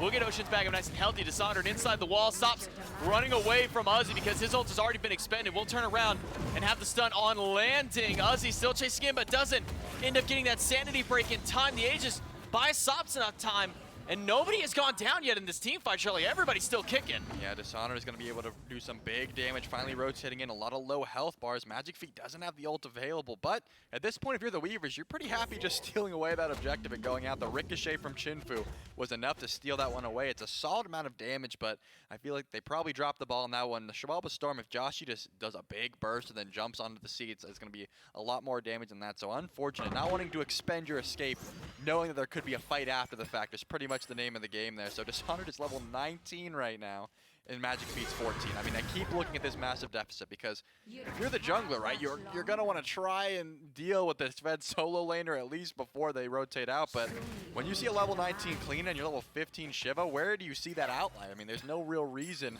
for you to ever try and fight that at this point. So Magic Feet needs to find farm elsewhere because you're still 2 levels behind Jingu Bang. Jingu Bang Really farming up on this Ratatosker. Sledge is the second item, so some extra tankiness. Uzi being bullied by the double assassins here, but Dishonor will mostly be concerned with making sure that that wave goes down there. Not level 20 just yet on the Kleena, though. Very close at this point. Look how much money. This is how long Dishonored has just been messing around the map, as he's got 3,800 gold nearly in pocket right now. Yeah, and he's not even level 20. Probably just wanting to get that bluestone brooch outright to say, hey, I'm going to upgrade my starter at like 19 minutes because I can. So just holding on to an insane amount of gold right now. We'll have to see what Dishonored really wants to do with it at this point. But again, there's no real neutral objective on the map that anyone wants to pull. Dishonored does hit level 20. So we'll be able to upgrade that outright, and does get the bluestone brooch. So solid call there. It depends on what you still have a little bit more gold though, Dishonor. What else do you want? That's what I'm wondering. Yeah, that's only 1,500. You got almost. Wow. Wow. Talk about a value back right there. You're gonna buy a full Bulwark of Hope and your fully upgraded starter item. Chinfu is gonna need a lot of help in this left side of the map. Beads to get away from the pluck out of Ocean. Suns drop down. Dashboard picks up one. But the beads are going to be used by Josh, so to get stuck at the Suns and send it to drop down by Sops in the middle of 3. Has to dash his way out. Cage comes out by Joshi, but it's the second Ratatosker here. Jingu Bang crashing down for the kill. Chinfu coming in, but doesn't find the damage in the Ricochet. Magic Feet now in the middle of 4, getting as much damage off as he can. A little bit early on the pull by Dashboard, but Sops will still put him down. Uzi now in the backline, and it's now time for the Cthulhu to wreak havoc in the back. It's a double kill instantly for Uzi, taking out 2 of the carries. Jingu Bang will have to go back to base. It'll be a 3 versus 2 here for the Storm. Yeah, that was a lot of low health bars. Uzi able to help clean that one up for the Storm at the very least. Magic Feet did a fair bit of damage in the ultimate, but just not able to finish those one off. Luckily, Uzi still had that descent into madness. 3-0 now for the solo of the Storm, but it looks like Jingu Bang's smart here. Not going to help chase on the left side. Just try to get as much farm as possible right now. The jungle is dead. Your mid is dead. Both level 16, where you're just creating more level gap right now. Jingu Bang ticks over to 19 right now, so a 3-level differential. I mean, if I'm the Weavers, this seems like a very good time to try and pull Fire Giant once the respawn comes in. This is probably the biggest lead you're going to accumulate all game right now, expecting the XP department. 8-7, 20 minutes in. XP 5K, golden at that 4K mark here. So Weavers still with a slight lead in this game, turning out even during that last fight, 2 for 2 during all of that one. But now, where do the Weavers put their attention? Fire Giant is where most of the team is starting to surround themselves around, at least for now. A couple of stragglers on the Weavers before they can find their way towards an objective. It doesn't seem that Fire Giant will be the pull, though, as we do see Chinfu and Sops on the left side of the map more concerned with getting their buffs and getting a little bit of that farm. Still a little off from those guys hitting level 20. It's just been the Assassins so far hitting that point. Yeah, Chinfu probably wants to finish that kin size before anything right now. I mean, we saw how much Uzi was able to do rotating a little bit late to that fight. If you have a chin size available, if you can help shred some of Cthulhu's HP, I think that's going to help out your whole squad in that regard. But one thing to consider right now is Sops has been transforming into the Ratatosker more often than not. If you look at the itemization of the Storm, they don't have any Storm with chin size, so if Sops turns into Cthulhu, no one's going to be really shredding that down. It's going to be very difficult to try and kill off your own Cthulhu as well as the enemy Cthulhu, so you have to sort of itemize into that. But in my Zen, didn't really care about enemy Cthulhu last time. Just went for that Deathbringer. And this time around, going for the Wind Demon Deathbringer. Not going to go for that expensive item outright, but either way, has no form of that HP shred just yet. Pretty much just Joshy's Soul Reaver. Yeah, and picking up second item. We don't see Soul Reaver's second item very often. It's typically the double flat pen or a flat pen percent pen, and then that Soul Reaver. So Joshy really itemizing towards that one earlier on this game. Maybe recognizing the fact there could be a Cthulhu in his face at any point. Dash in by Uzi in the back line. Chinfu's got to jump himself on out. The Sprute comes out, and that'll lock down Chinfu once again. Nowhere for the carry to go. He's doing as much as he can, but Magic Feet's going to be able to claim one. Sops will grab another one of their own. It's a 1-for-1. The Cthulhu's on opposite ends of the fight are dealing with the backliners, and now they will finally collide. The Titans of the Cthulhus are finally through here, but Sops is still in its transformed state. It's a 2-for-1 trade out. The Anansi Weavers on top to start this one out. Maybe they can make it 3 if Magic Feet gets caught out here. Does have the blink, but Sops still has that stun. Good knockup. Will hold out for a little while through. All Magic Feet can do is run as fast as he can. Magic Feet has cooldowns, though. Honestly, could probably try and turn on Sops if it comes up, but it will not come up. And that stun will come in. But Uzi teleports back in, full HP now, but no ult available. They have to turn their attention to the Cthulhu. They can't pull an objective with this guy here. No, but they can take half his HP. Dashboard not able, or Dishonor not able to get the body block with Dashboard to hold Uzi in place. Dash is good. Dishonor has one of his own. Stun, though, just off the mark by Sops. And another veil opened up. It means Sops will get the credit for the kill there. The Weavers able to pick up a few kills in that team fight, and now have 4 fairly healthy to start this fire. But keep your eyes on Oceans as he can start to make some disruptions up here. Use the ultimate to get away from the pull, but will he jump into the pit? The Fire Giant is not low enough, and he's losing a lot of HP trying to get in there to grab this one. Ult from Joshi from downtown will lock in a couple members. Fire Giant still going through. Weavers pick it up, and Shinfu gets Oceans. I cannot believe Dashboard was able to live there. And Dishonored found a kill onto Joshi. I honestly thought Oceans played that perfectly. Tried to stall as best as he could until his team could get in there. A pretty solid ult from Joshi, and then, oh yeah, Kleena can solo your carry with, like, no problem. And then also, you don't even get the kill there. Unfortunately, Dashboard lives with 1 HP and is able to get out. Now, the Weavers have the lead. The Weavers have FG. The Weavers can get Oni Fury, and then they can go for these towers, which pretty much all of them are still up, by the way. Tier 1 tower just went down as I was speaking. Tier 1 and left, Tier 2, Tier 2, Tier 2. Just Tier 1 and right. That's pretty much the only one that was down before that. So, a lot of gold for the Weavers to play with here. And by the way, they have a 7K gold lead. And an Oni Fury they can pick up here for a little bit of extra gold, plus the 11K XP. That one doesn't matter nearly as much. It's just about everybody has hit that level 20 besides the supports. Though Magic Feet and Joshi still lagging a little bit behind in hitting that level 20 barrier. For now, be Dishonored at the front line as the Weavers begin to push their way up towards this left side, take away these towers. As we start getting to these Phoenix defenses though, Trelly, where is that point for the Stormline? Where is their opening to getting these team fights? I mean, it's got to be Uzi in the backline. That's their best option right now. Or trying to get Sops when he's not Uzi. I mean, when there's not a Cthulhu on the opposition, that's your best option right now. But trying to deal with Dishonored, no one can really kill him very easily, even with the anti-heal that they have built. It's just so hard to try and deal with this Kleena. And again, if they are able to get all these towers and then just back, they're going to have so much gold in hand. But the Weavers know they already have so much gold ahead right now. So they're going to go for this Phoenix here. They're not going to be afraid. Yeah, they'll stand up. At least up to the front with a few here. Jingu Bang sitting off to the side manages to sneak his way in the back door. The cheeky little Ratatosker. But he's got that button to open himself back up. So he can find a way out here. Magic Feet will walk in and eat some poke from Dashboard. He's got to get out of the wall, eating a little bit too much of that free damage from sitting in the wall for a little too long here. And now maybe the Weavers will back themselves off just a little bit before trying to go towards this Phoenix. Waiting for that Oni Fire or that Oni Minion wave to get in. Yeah, they could just send Jingu Bang to mid, get that tower, then ult over if they want to. But right now, okay, they are going to do that actually. So Jingu Bang is going to push that wave. And then once Magic Feet rotates in to try and stop him, he can go to the ult, help out on the left side of the map. They have a few different ways of splitting up the opposition here. But Dishonored is going to learn, just in case they put too much pressure onto their Ratatosker. Dishonored is going to try to help out in that mid lane. The tower will go down. And I think finally we'll see an engage here. Just depends if Dashboard can find a pull in.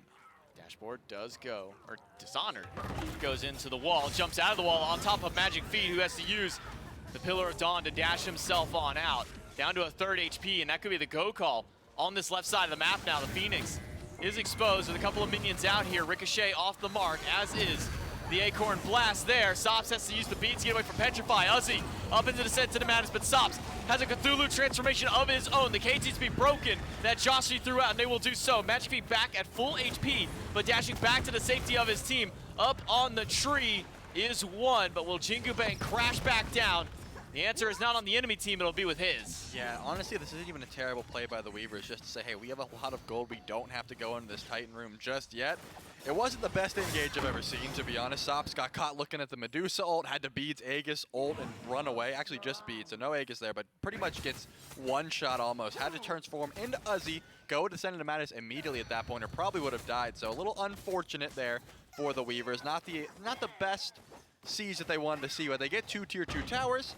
And they are able to back off. They get Pyromancer as well, and they have a lot of gold in hand at this point. So they're probably not too worried right now that siege didn't go as perfectly as they want. Once you get full itemization, once you upgrade these relics, that siege is going to come a lot easier.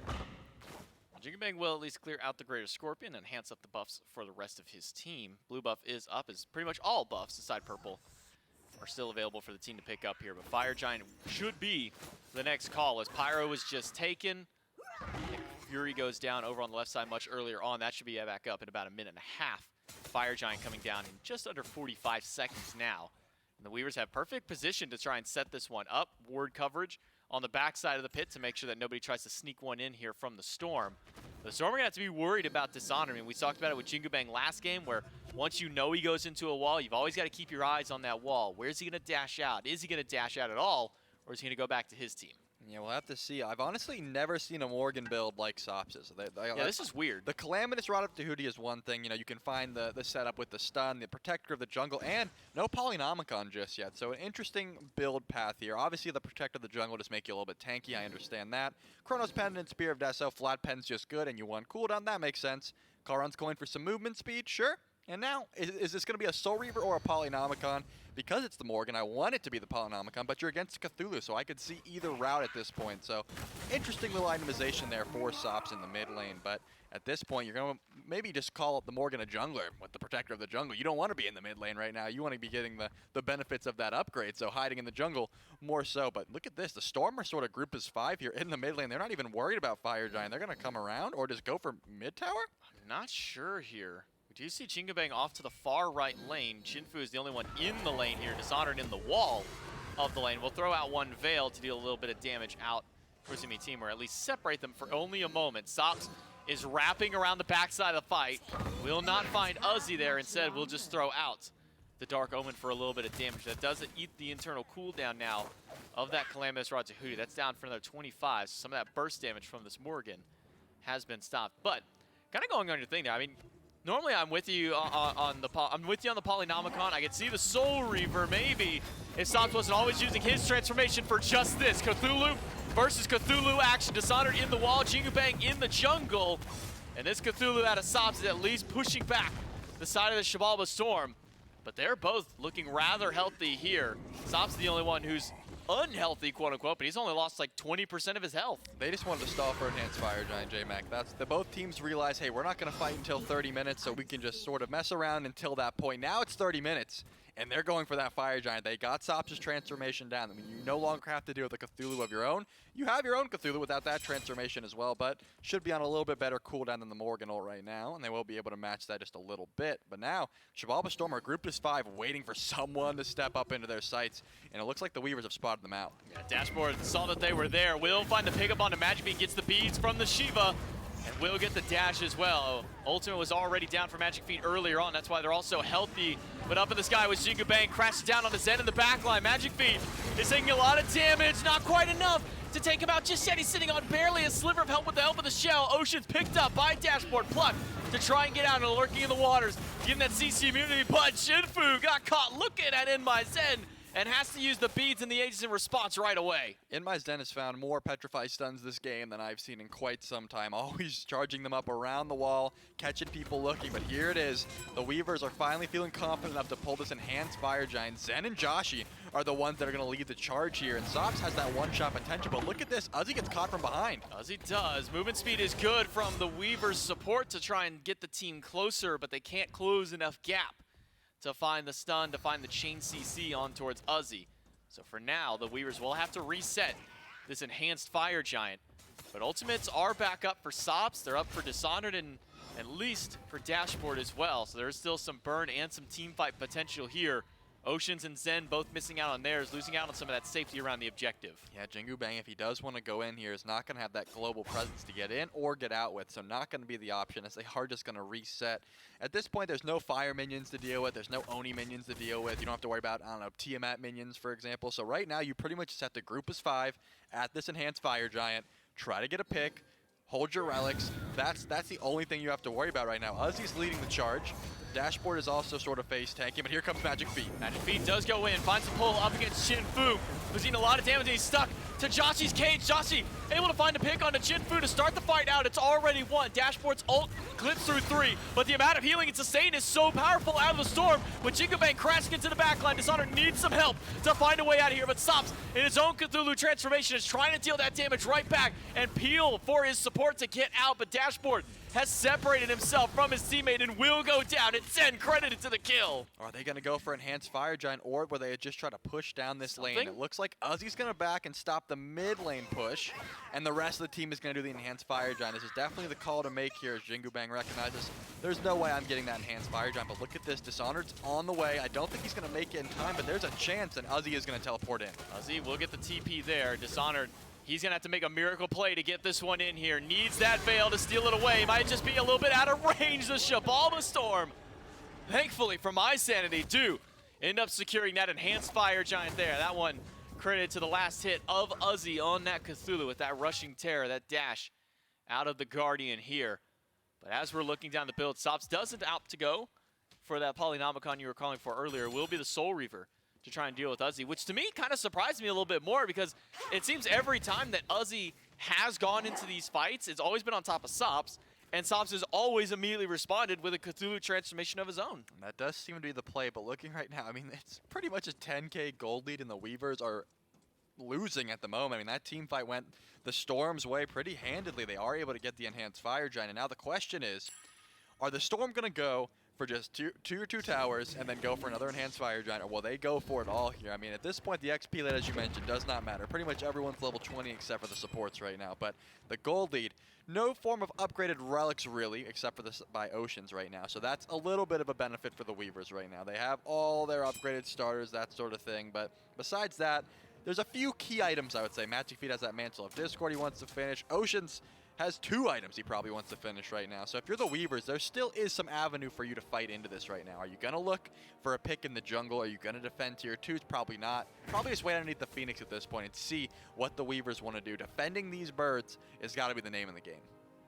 Well, it will be maybe a soft defense here, or no defense at all out of the Weavers. As the Xibalba Storm push up this left-hand side with Enhanced Fire Giant around their waist, they're able to shred through that tower quite easily. Jingu Bang will go back. Thought maybe the minion was going to catch him there for just a moment, but he'll make it back to base to regroup with the team and rally up. Uzi on the far right side of the map, but does have that teleport and will use it right away to get in. Just pushing up a minion wave so that way his team can get prepped for this right side siege. The minions are still necessary for the Storm to try and get this push in here. They're being very cautious about their approach. Yeah, Jingu Bang is sort of behind at the moment, not really looking for an ult just yet, waiting to see someone tank up this Phoenix before anything begins. But here comes Uzi.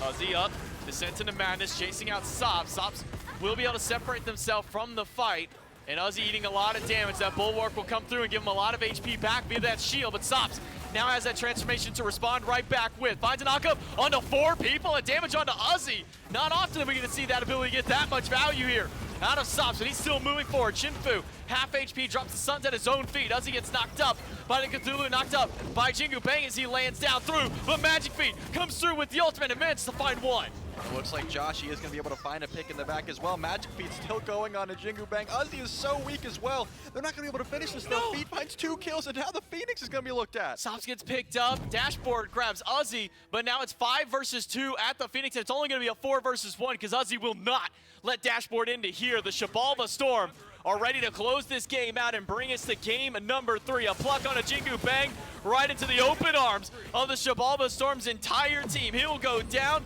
Dashboard will have to stand by and watch as the Titan falls and the Storm from a 10K deficit bring this one back to tie up the set. I mean, they're still down 6,000 gold at this point. They were even in kills at that point, but the Weavers had such a massive lead.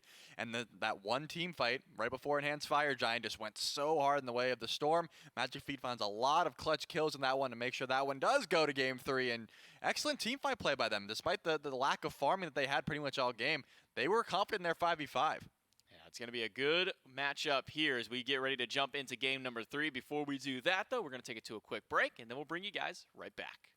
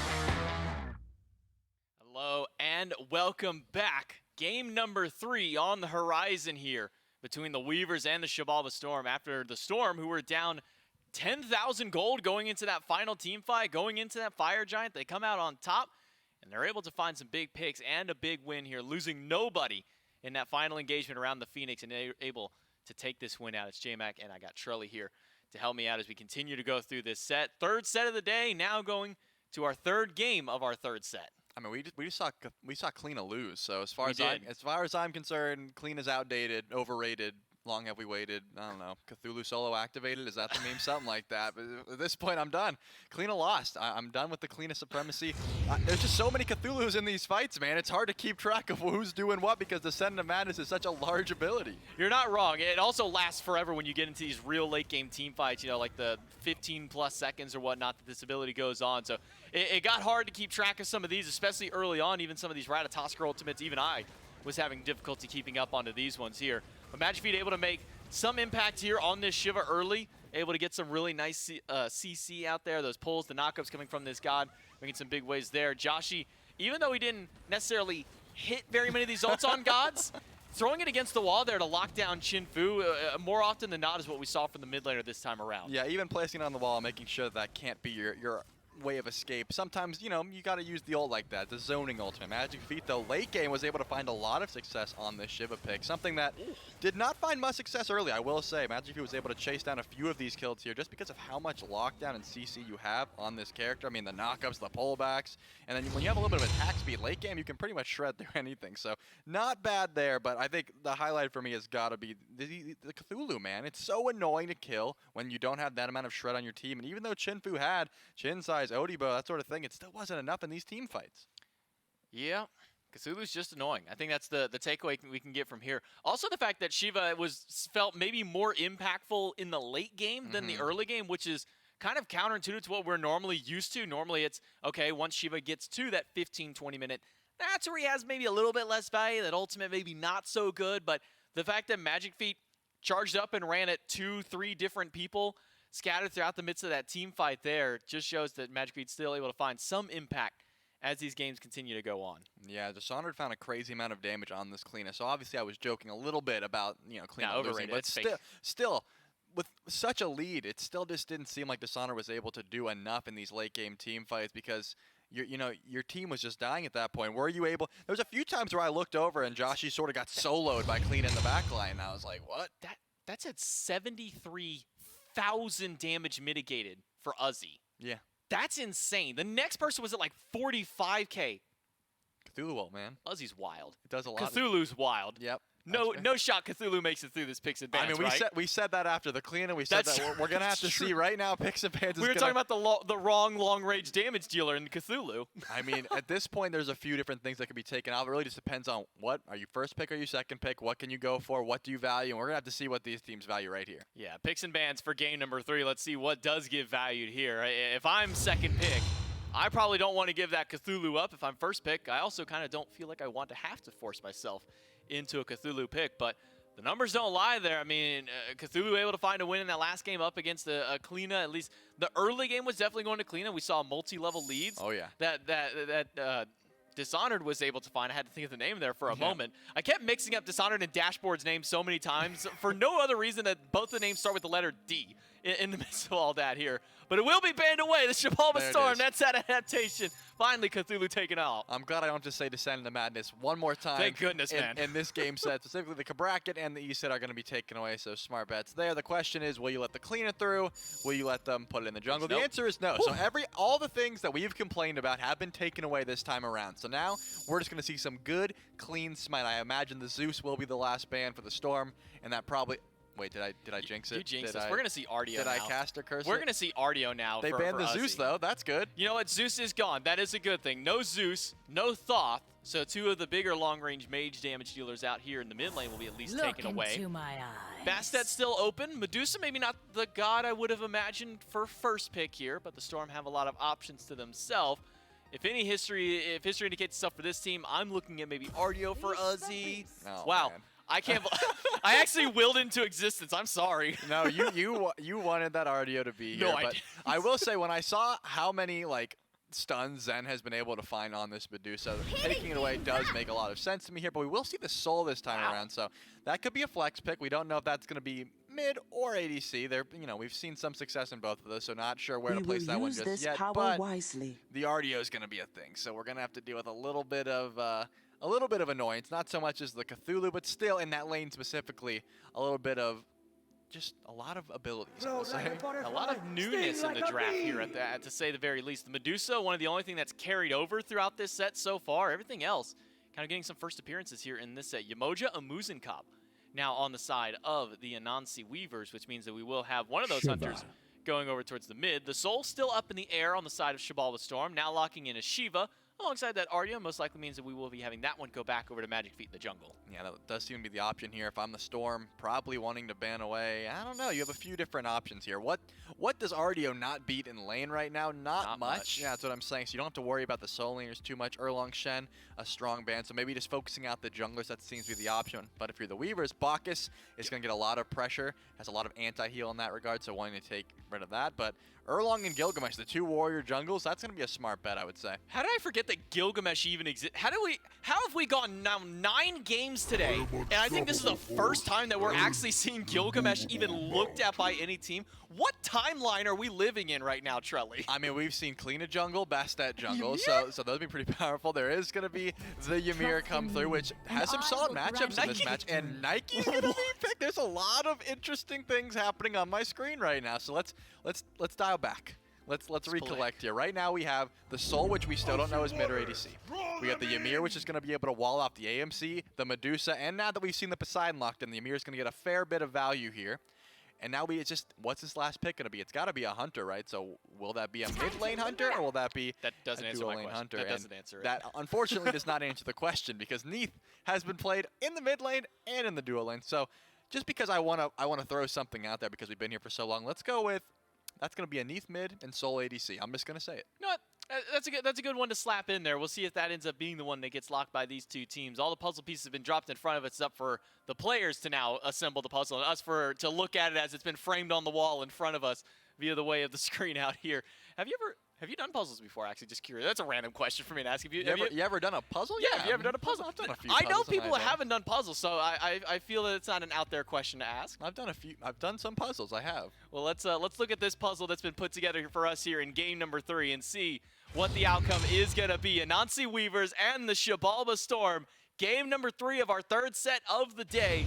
The Anansi Weavers need a big win in this third game if they want to have any hopes of going to that Masters land in a few weeks time here.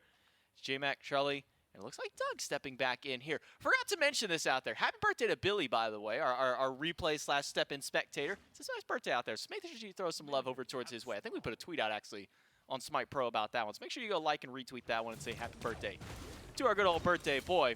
And a happy start to our third game with the Weavers and the Storm. The question has been answered. It will be the Neath mid here, so Joshi will be holding on to that one, and Zen taking the Soul. And then with the double Hunter and then the Poseidon locked in, can only imagine that one would have been going in towards the jungle for that Poseidon pick. Yeah, I was going to say, I like how the fact that we saw, Ymir and Neath possibly in the mid lane, and Nike get picked. We didn't even consider, talking about the Poseidon jungle at that point. There was just too much to discuss. I mean, this draft is so interesting, especially given the first 2 games. That is the puzzle in and of itself. What happened in the picks and bans for these first 2 games to let clean Cthulhu through so many times, and now none of those picks are through. But Magic Feet on the Shiva has to be the option here to try and kill Sop's. Going to do a fair bit of damage to get the beads. I think you're probably just happy with that at this point. Sop's not pushing too far out of this tower just yet. Yeah, that'll be a nice and easy pickup the next time that Magic Feet rotates in towards that lane, or could even be a nice freeze for Ocean should he rotate over soon enough to make an impact there in that mid lane. Last thing on puzzles, I swear I'll move on beyond the puzzle. I actually have one in my closet I haven't put together. I've had it sealed in a box for like 5 years. I got it at GameStop for like $3. A GameStop puzzle? Yeah, I can't even, honestly, I can't even remember what the puzzle's about. I mean, it probably wasn't a good one if you don't even remember it. You know what? You're probably not wrong. Maybe there's a reason it was on clearance for $3 in a bargain bin. The bargain bin, but Magic Feet might find a bargain in this duo lane. That's a good transition he's got the there. pull in here. Will he find it on the dashboard? It looks like he might. Oh, Riptide, not going to be enough. A solid pull by Magic Feet will string up a first blood for the Xibalba Storm to get themselves early here. The Weavers had previously been the ones getting these early rotations. Even Jingu Bang now, once again, rotating to the side of the map. But look at Magic Feet. He is not going to lose out on another buff this time. He gets that kill, and he is out of that lane. Yeah, they expected probably Magic Feet to stick around for the red buff spawn into the purple buff, so it looks like Jingu Bang was getting nice and comfortable over there, just making sure he could pick up that speed when it does spawn in, but instead is going to look over at the bear. Uzi is going to have to put on some juke shoes to get out of here, but no cripple available, so we'll just be able to dash out. Can find his way through there. Jingu Bang rotating over will be able to help drop this blue buff down for his solo laner. So with that rotation, the Xibalba Storm getting that first blood, getting themselves a nice little 500 gold up to start this game out, which is contrary to what we've been seeing in the previous two games. Previously, the Weavers have been the ones kind of taking these early games, but the Storm finally able to answer back here in Game 3. Yeah, they will be able to get a little bit of pressure. I'm seriously waiting for level 5 when Joshi starts firing out these World Weavers. Where are they going to go at? Because in my mind, Magic Feet on the Shiva is going to 1v1 Jingu Bang every day of the week. There's no reason not to try and fight this Poseidon if you catch him in the jungle right now. You can immune the Kraken knockup how many different ways with your dash, with your ult, especially if you get help from the World Weaver. So Joshi and Magic Feet, I assume, will be trying to get active somewhere. It just depends on where you'll be able to find it. So Jingu Bang and Sops, with no beads at the moment, are going to have to be very careful here.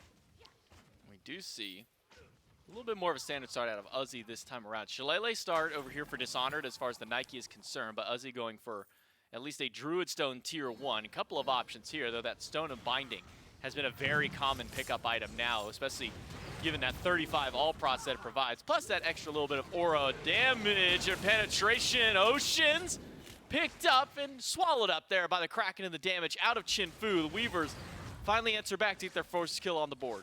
Yeah, Oceans did not have the sprint available there. Does have it, but this time around Magic Feet's looking for Chinfu. There will be an ult, and he will be able to immune, but the stun! He messed it up, and now Magic Feet gets to finish that one. Zen cleans it up. And Magic Feet dancing away, gonna get some health for himself there, using that 2-1-2-1 combo inside of that ult to enhance the extra heals that he's gonna get.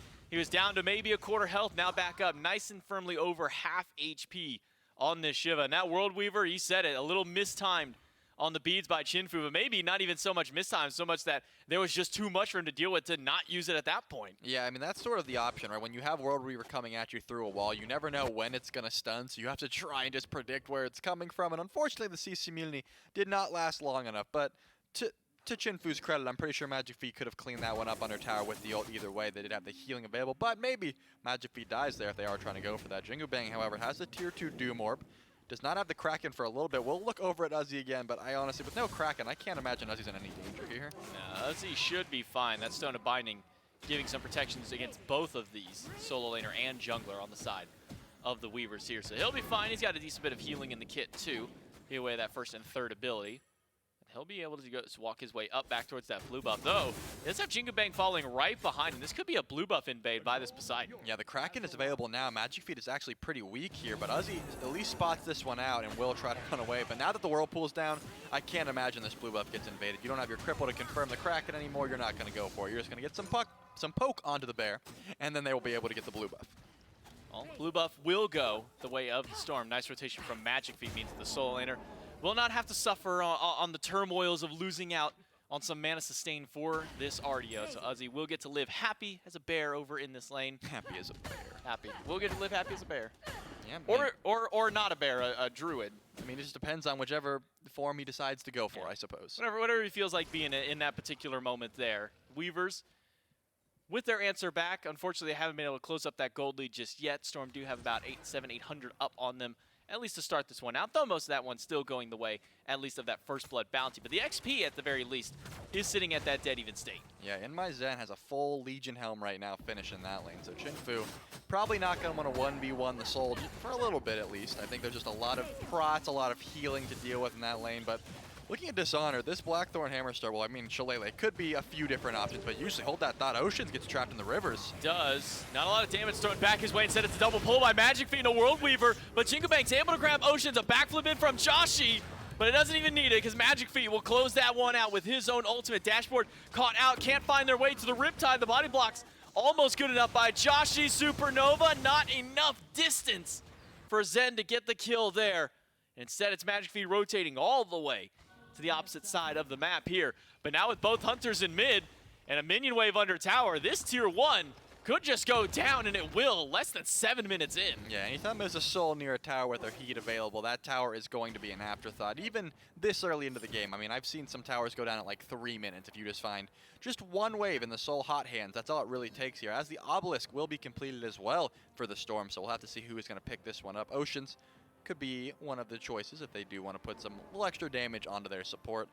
Interestingly enough, though, I feel like Oceans with this sprint pickup has not been very safe on this Shamir. Usually you want that blink, right? That blink engage or a shell, something for survivability, but the sprint has not been able to get him out of trouble pretty much at all at this point. There is a few things you would want to sprint out of, but you can't really sprint out of the rivers, right? You just get stuck in that point, and you're just like, I'm just going to sit here as a Ymir.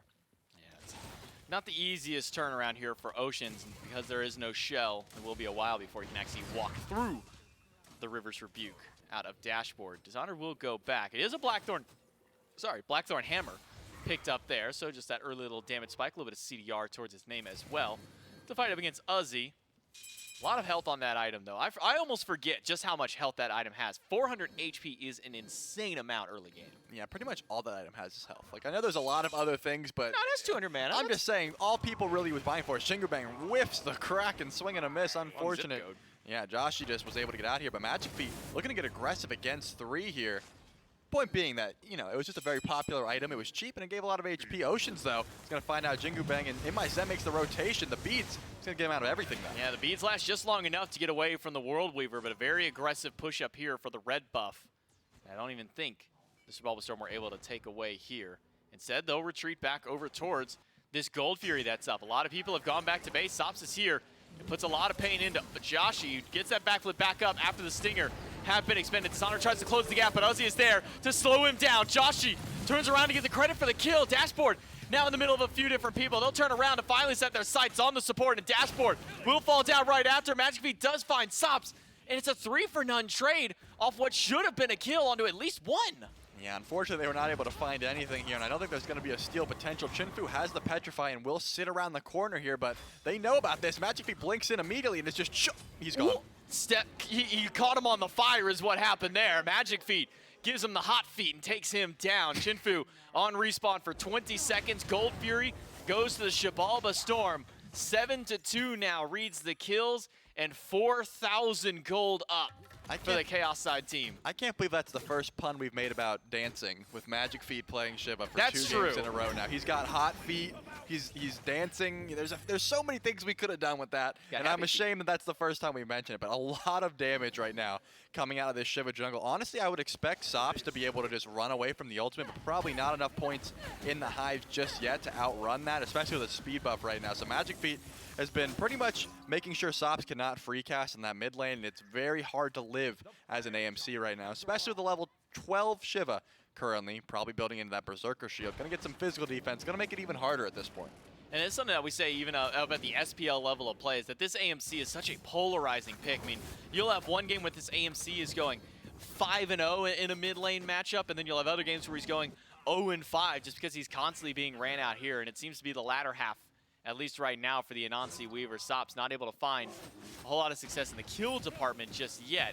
It's mostly just been the main target of Magic Feet. 4-0-3 on this Shiva, 2.5 items deep into the build, and Joshi actually not going for the quote-unquote one-tap kind of a build. No mannequins here, so no mannequin hidden blade. Then this went out. It's a Bluestone as the starter item. Yeah, unfortunate. I like to see the one-shot in each build. But Bluestone is going to have a fair bit of damage in its own right. Obviously, the Transcendence and the Jotuns is going to make sure that there's a lot of those ults flying their way. And Joshi has the red buff as well. So anytime Magic Feet calls out, hey, we're going to kill this person, we're going to kill this person, Joshi's going to go into the World Weaver and make sure that not only confirming a fair bit of damage, but a possible stun if they don't have the beads available. Jingu Bang, though, does go into the Divine Ruin. So has Doom Orb, Divine Ruin, and look at this, the shell will be built. So trying to help out a little bit. Won't have the Aegis available, though. I imagine once Joshi's ult starts to get online, that shell's going to get, like, ripped apart. Chinfu does eat a World Weaver, but no follow-up from the rest of the Storm here. Instead, it's just a Aggressive play by the Purple Buff. We saw this a few times last game, actually. Purple Buff secured there by the Anansi Weavers. They're able to grab that one away and keep the steal from happening through. So Chinfu will at least be happy they'll get to pick up their buff right after clearing out this wave.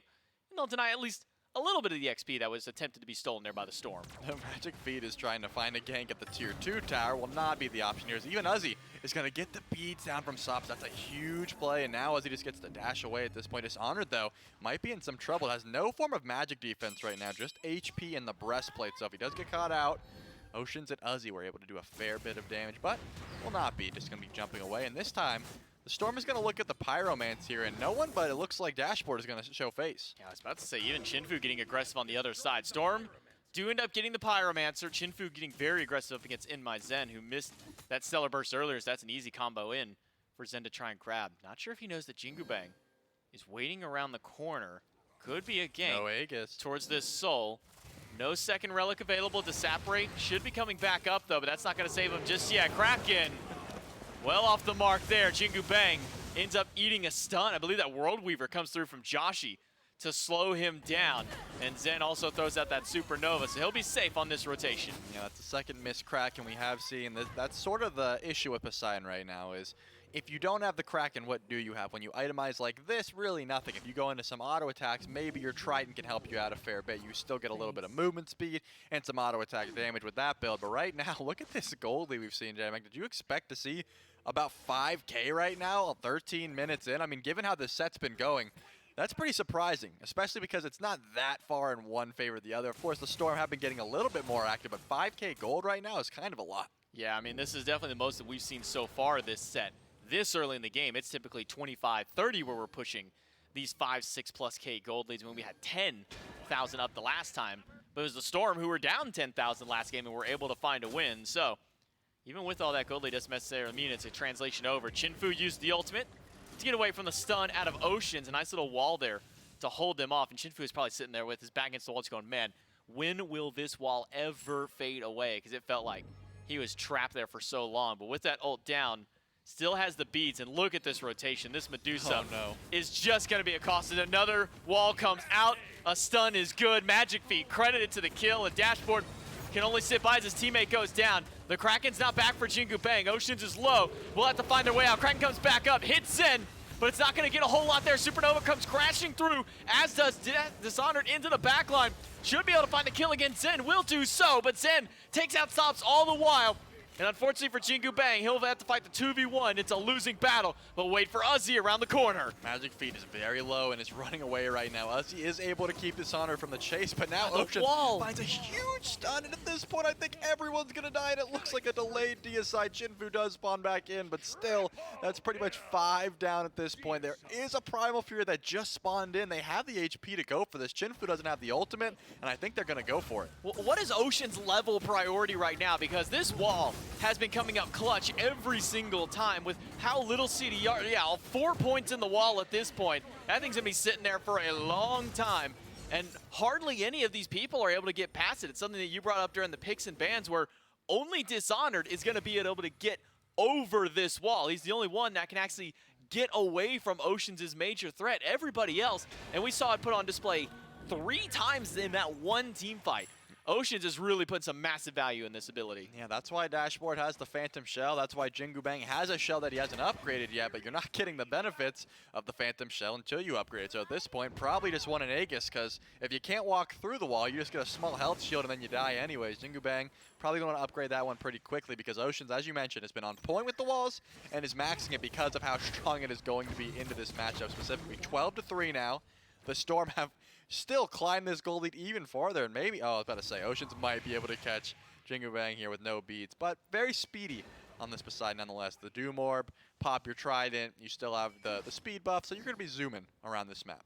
Lenma Zen does finish up that Telkine's ring, and that's a big power spike for this Soul. Now, all that extra damage coming from those in-hands means these objectives are even less safe than they already were, which is a weird thing to even say at this point whenever a Soul even exists on the map.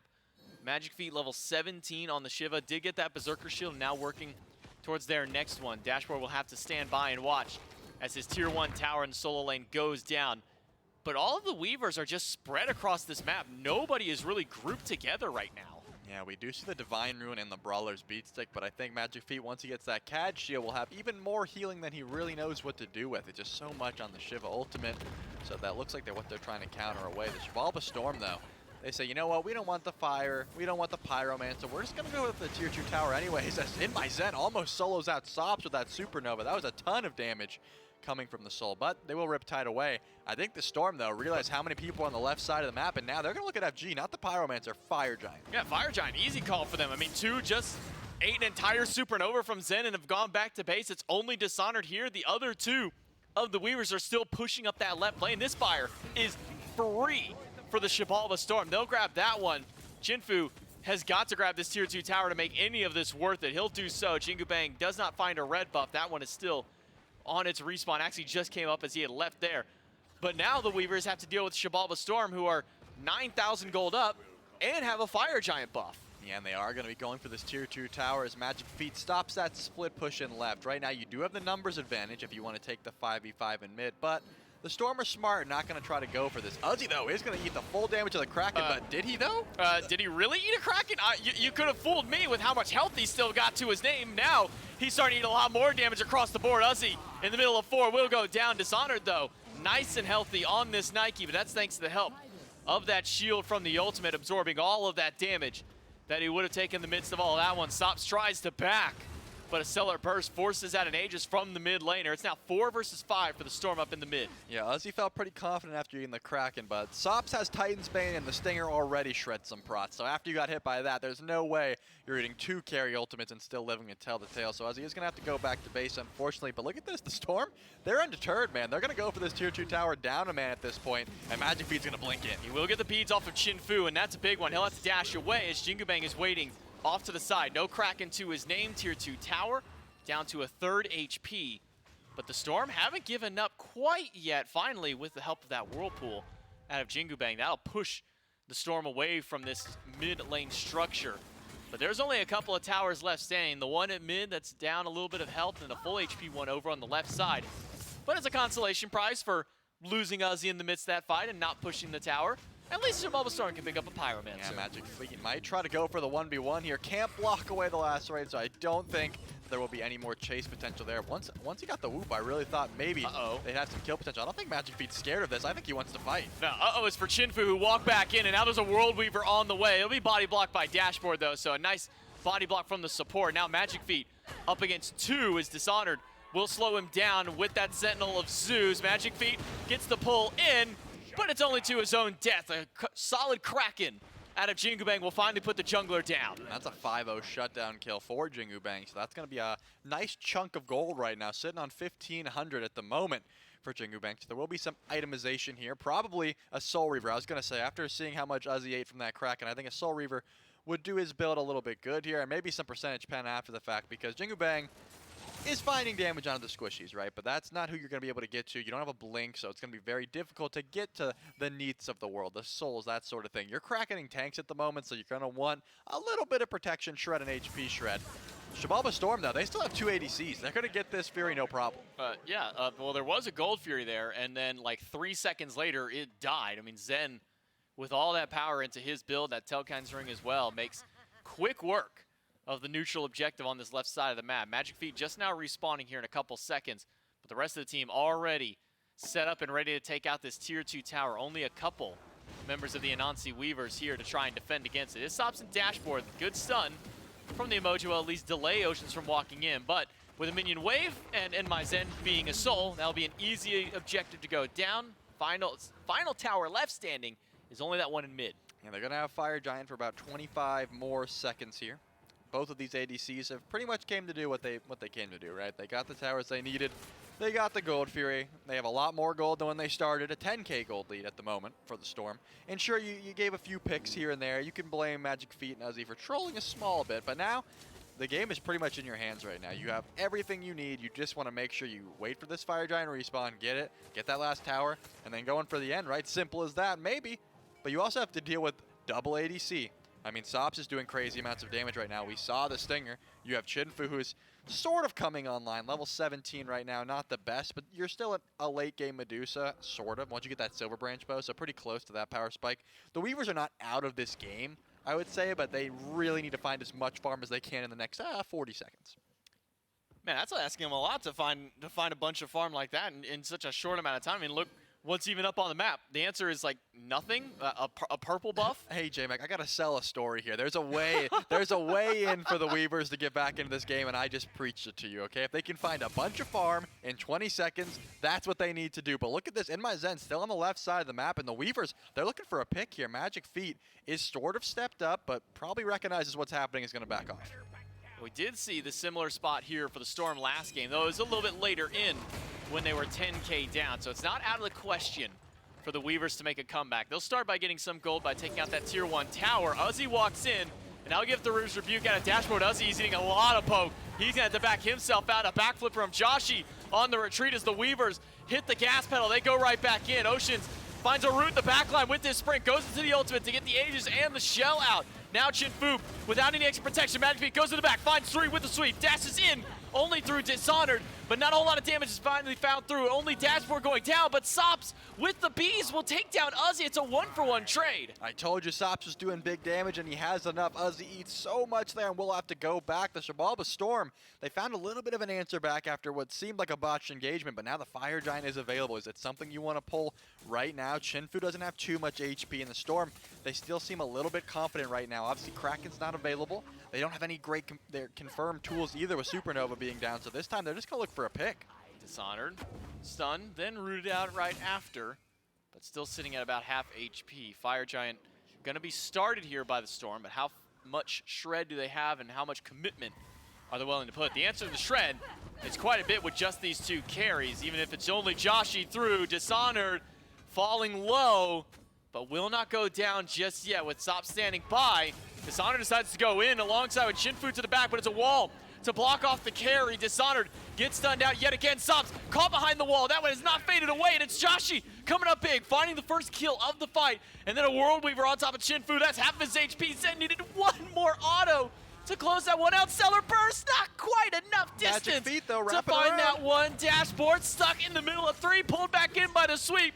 And the Riptide will not get him far enough. Joshi will find 2 in the fight. Bless Dashboard's heart. He did what he had to do to make sure his carries got out there. Magic Feet was going for the wraparound and definitely would have been able to find Chinfu and Jingu Bang, but Dashboard said, hey guys, look at me, I'm Umoja, and had to chase that one off. So the carries will live to see another day, but the Xibalba Storm will take down that Fire Giant very quickly. And now they're running it down right side. They don't want that tier 2 tower in mid. They want the Phoenix, and they have double ADC right now. They have a lot of damage. They have a fair bit of healing. They could go for the end, but probably just going to go down for this right Phoenix to start it off. Could be an easy one here. Magic Feet pushing up the mid lane for the final tower that's still somehow standing on this map, even despite all the aggression that the Storm have been putting on towards the map. 4 grouped up right, 1 in the mid lane. Jump in by Dishonored, and a push onto the carries. Kraken will clip Zen, and that's enough for Chinfu to close 1, but Jingu Bang goes down just as well. Chinfu will go down to the ultimate out of Oceans. River's Rebuke to separate the fight out, and a wall from Oceans to keep the remainder of the Weavers back. Right side Phoenix goes down with a 1-for-2 trade. Ozzy just CC chaining, making sure that Chinfu was still in that fully charged Ymir ult. Did so much damage there, but now the mid Phoenix is going to be the target as Ozzy already blinks in. Oceans has the freeze available, probably going to look for a wall here. Riptide will separate a little bit here, but Magic Feet in the back finds 2 with the sweep and the wall to hold out a couple, but it will be a Phantom Shell to make sure the Weavers can at least get back to their own base safely here. Now with 2 Phoenixes down, the Xibalba Storm can try and make a retreat, but Magic Feet got pushed back in by the barrier, has that ultimate somehow still up. After all this fight has gone through, Sops is running for his life from this Shiva. Magic Feet will not close out that kill, but Joshi will find Dishonored. And now, 4 versus 2, 1 second till Jingu Bang is up, but no Kraken. 1 second till Chinfu's up, but no Petrify. But even that is not enough safety net for the Xibalba Storm to push in. They'll leave the Titan. I've never seen a Ymir close the door on the own team, right? Usually you can just open that one up, but Ocean said, nope, door's not closed. Unfortunately, you're not able to get through this one. You can't chase this. And now come back again. They're able to get this Primal Fury. Great team fight presence by Xibalba Storm. I mean, they lost In My Zen. They lost one of their hardest tower hitters at that point, but they were still able to clean that one up. So great play by them. I got to give credit to the tanks, man. Uzi is doing such a great job of CCing everyone, making sure their life is just miserable. And Oceans, with these freezes in the walls, I mean, forcing out the Phantom Shell is one thing, but just making sure to stop everyone's movement, make sure they can't just go where they want to is such a unique playstyle that really only Ymir and like Kabrakan can bring to the table right now. So it's very interesting to see right now. And honestly, Oceans has a great Ymir. I'm happy we get to witness this. I'm honestly surprised that Jingu Bang has not elected to level up his shell yet. He's still holding on to the tier 1. Now, I know they've got one Phantom Shell for dashboard, and usually that's all that you need in a fight. But, I mean, with this now 30% CDR built up by Oceans, he's going to have that wall up very quickly, very often. And for how long it sits on that field, I would imagine a second Phantom Shell would be necessary sooner rather than later for this Weavers team. Yeah, you'd think that would be the option, but I think Jingu Bang probably wanted to prioritize upgrading that starter item just in case an EFG or an FG fight came through and he wanted to make sure to get the benefits out of that. So that will be the choice. Jingu Bang does have that Seer of the Jungle now, so they have that option if they want to, but you're not fighting right now in the jungle. Right now, you're fighting underneath your Phoenix, the last bird, and Magic Feet is pushing those minions in mid. Once again, Jingu Bang is not going to win that 1v1, so Shiva probably just going to push minions consistently and try to get them onto the Titan right now. Minions very far back in the right lane, so there's a little bit of time for the Weavers to try and hold this one out. River's Rebuke will catch out Oceans and keep the carries separating to the back, but it's Uzi versus 4 in the back line. A Frenzy does get popped through. Magic Feet goes to the back. A wall will block off Dishonor, but that gives enough time for him to blink his way out of there. The Nike makes it out, but Jingu Bang does not. He will be the first one down for his team. Sops stunned out for eternity. As soon as that Aegis is gone, and Sen to take him out. It's a double kill now for the Hunter of the Xibalba Storm, and Dishonored is finding a lot of value with that barrier. Not enough to keep Dashboard down. Joshi picks up one, Magic Feet picks up another, and it's Jinbu versus 5, but the Titan is the main call here for the Storm. They'll grab that one down and send the Weavers packing with a 2-1 win. Just a crazy amount of team fight presence. Once again, I have to highlight the tanks, man. Oceans and Uzi were just creating so much space. Magic Feet was able to blink to the backline, a pseudo tank in his own right with so much healing and tank stats built, but also the displacement of the Shiva pick, man. It's nice to see how much you can actually get late game, because we really did think that Shiva was just going to be one of those early game aggressive picks, but we're showing in the late game that ultimate can be super impactful as well as the sweep, as you mentioned. So just great team fight play, man. The Xibalba Storm, despite falling in that second game, were able to find it. Ocean's just gross on Ymir. That's all I'm going to say. That's my takeaway from this. Ban that away from Oceans. Don't let him have any more fun on gods like this, though. We are going to take it to a quick break. When we come back, we'll break down the rest of that set, and then we'll get you guys set up for our last one.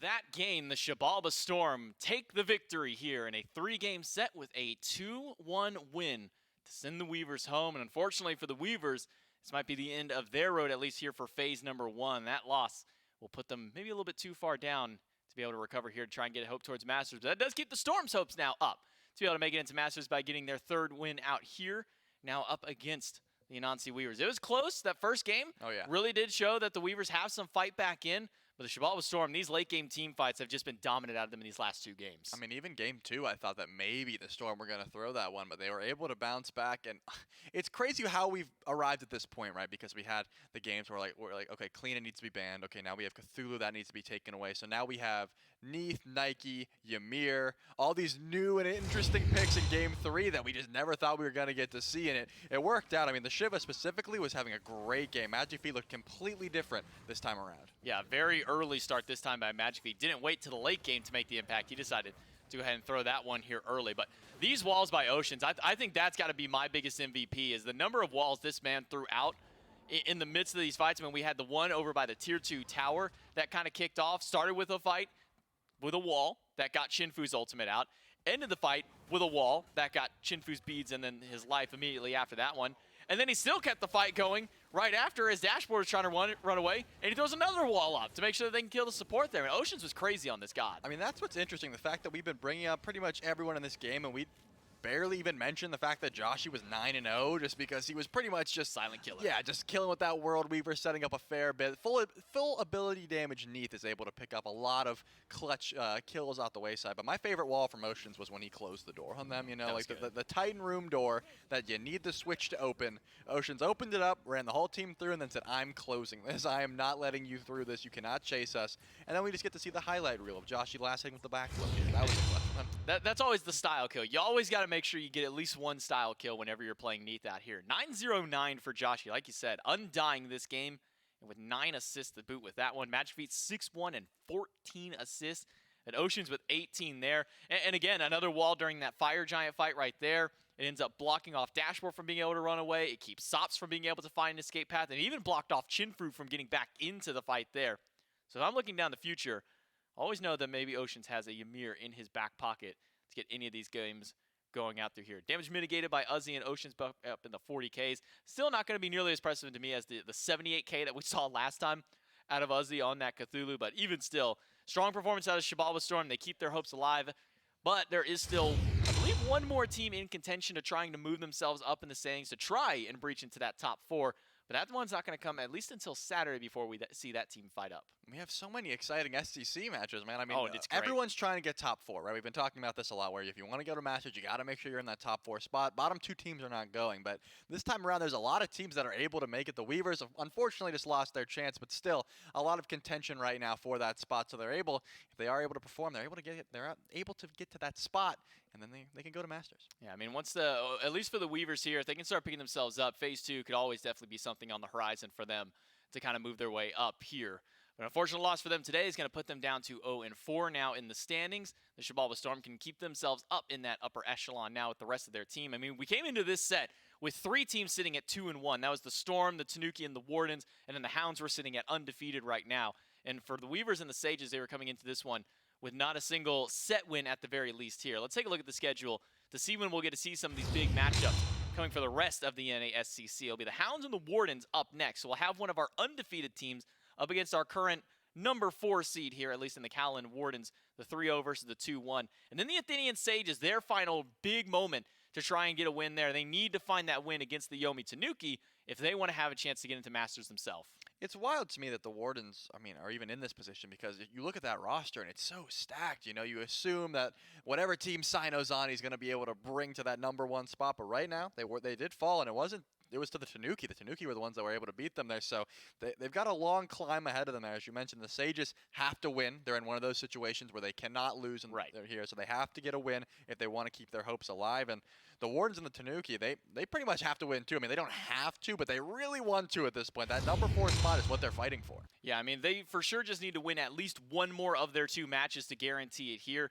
But not only do the Sages have to beat the Tanuki to make it in, the Sages then also have to beat the Weavers next week, and the Hounds will have to beat the Tanuki after that. So those are all the stipulations just for the Sages to be able to make it in towards that top 4, or have a chance at least to make it to that top 4 there. It's going to be a very contentious battle between these SEC teams to try and lock in their spots towards Masters.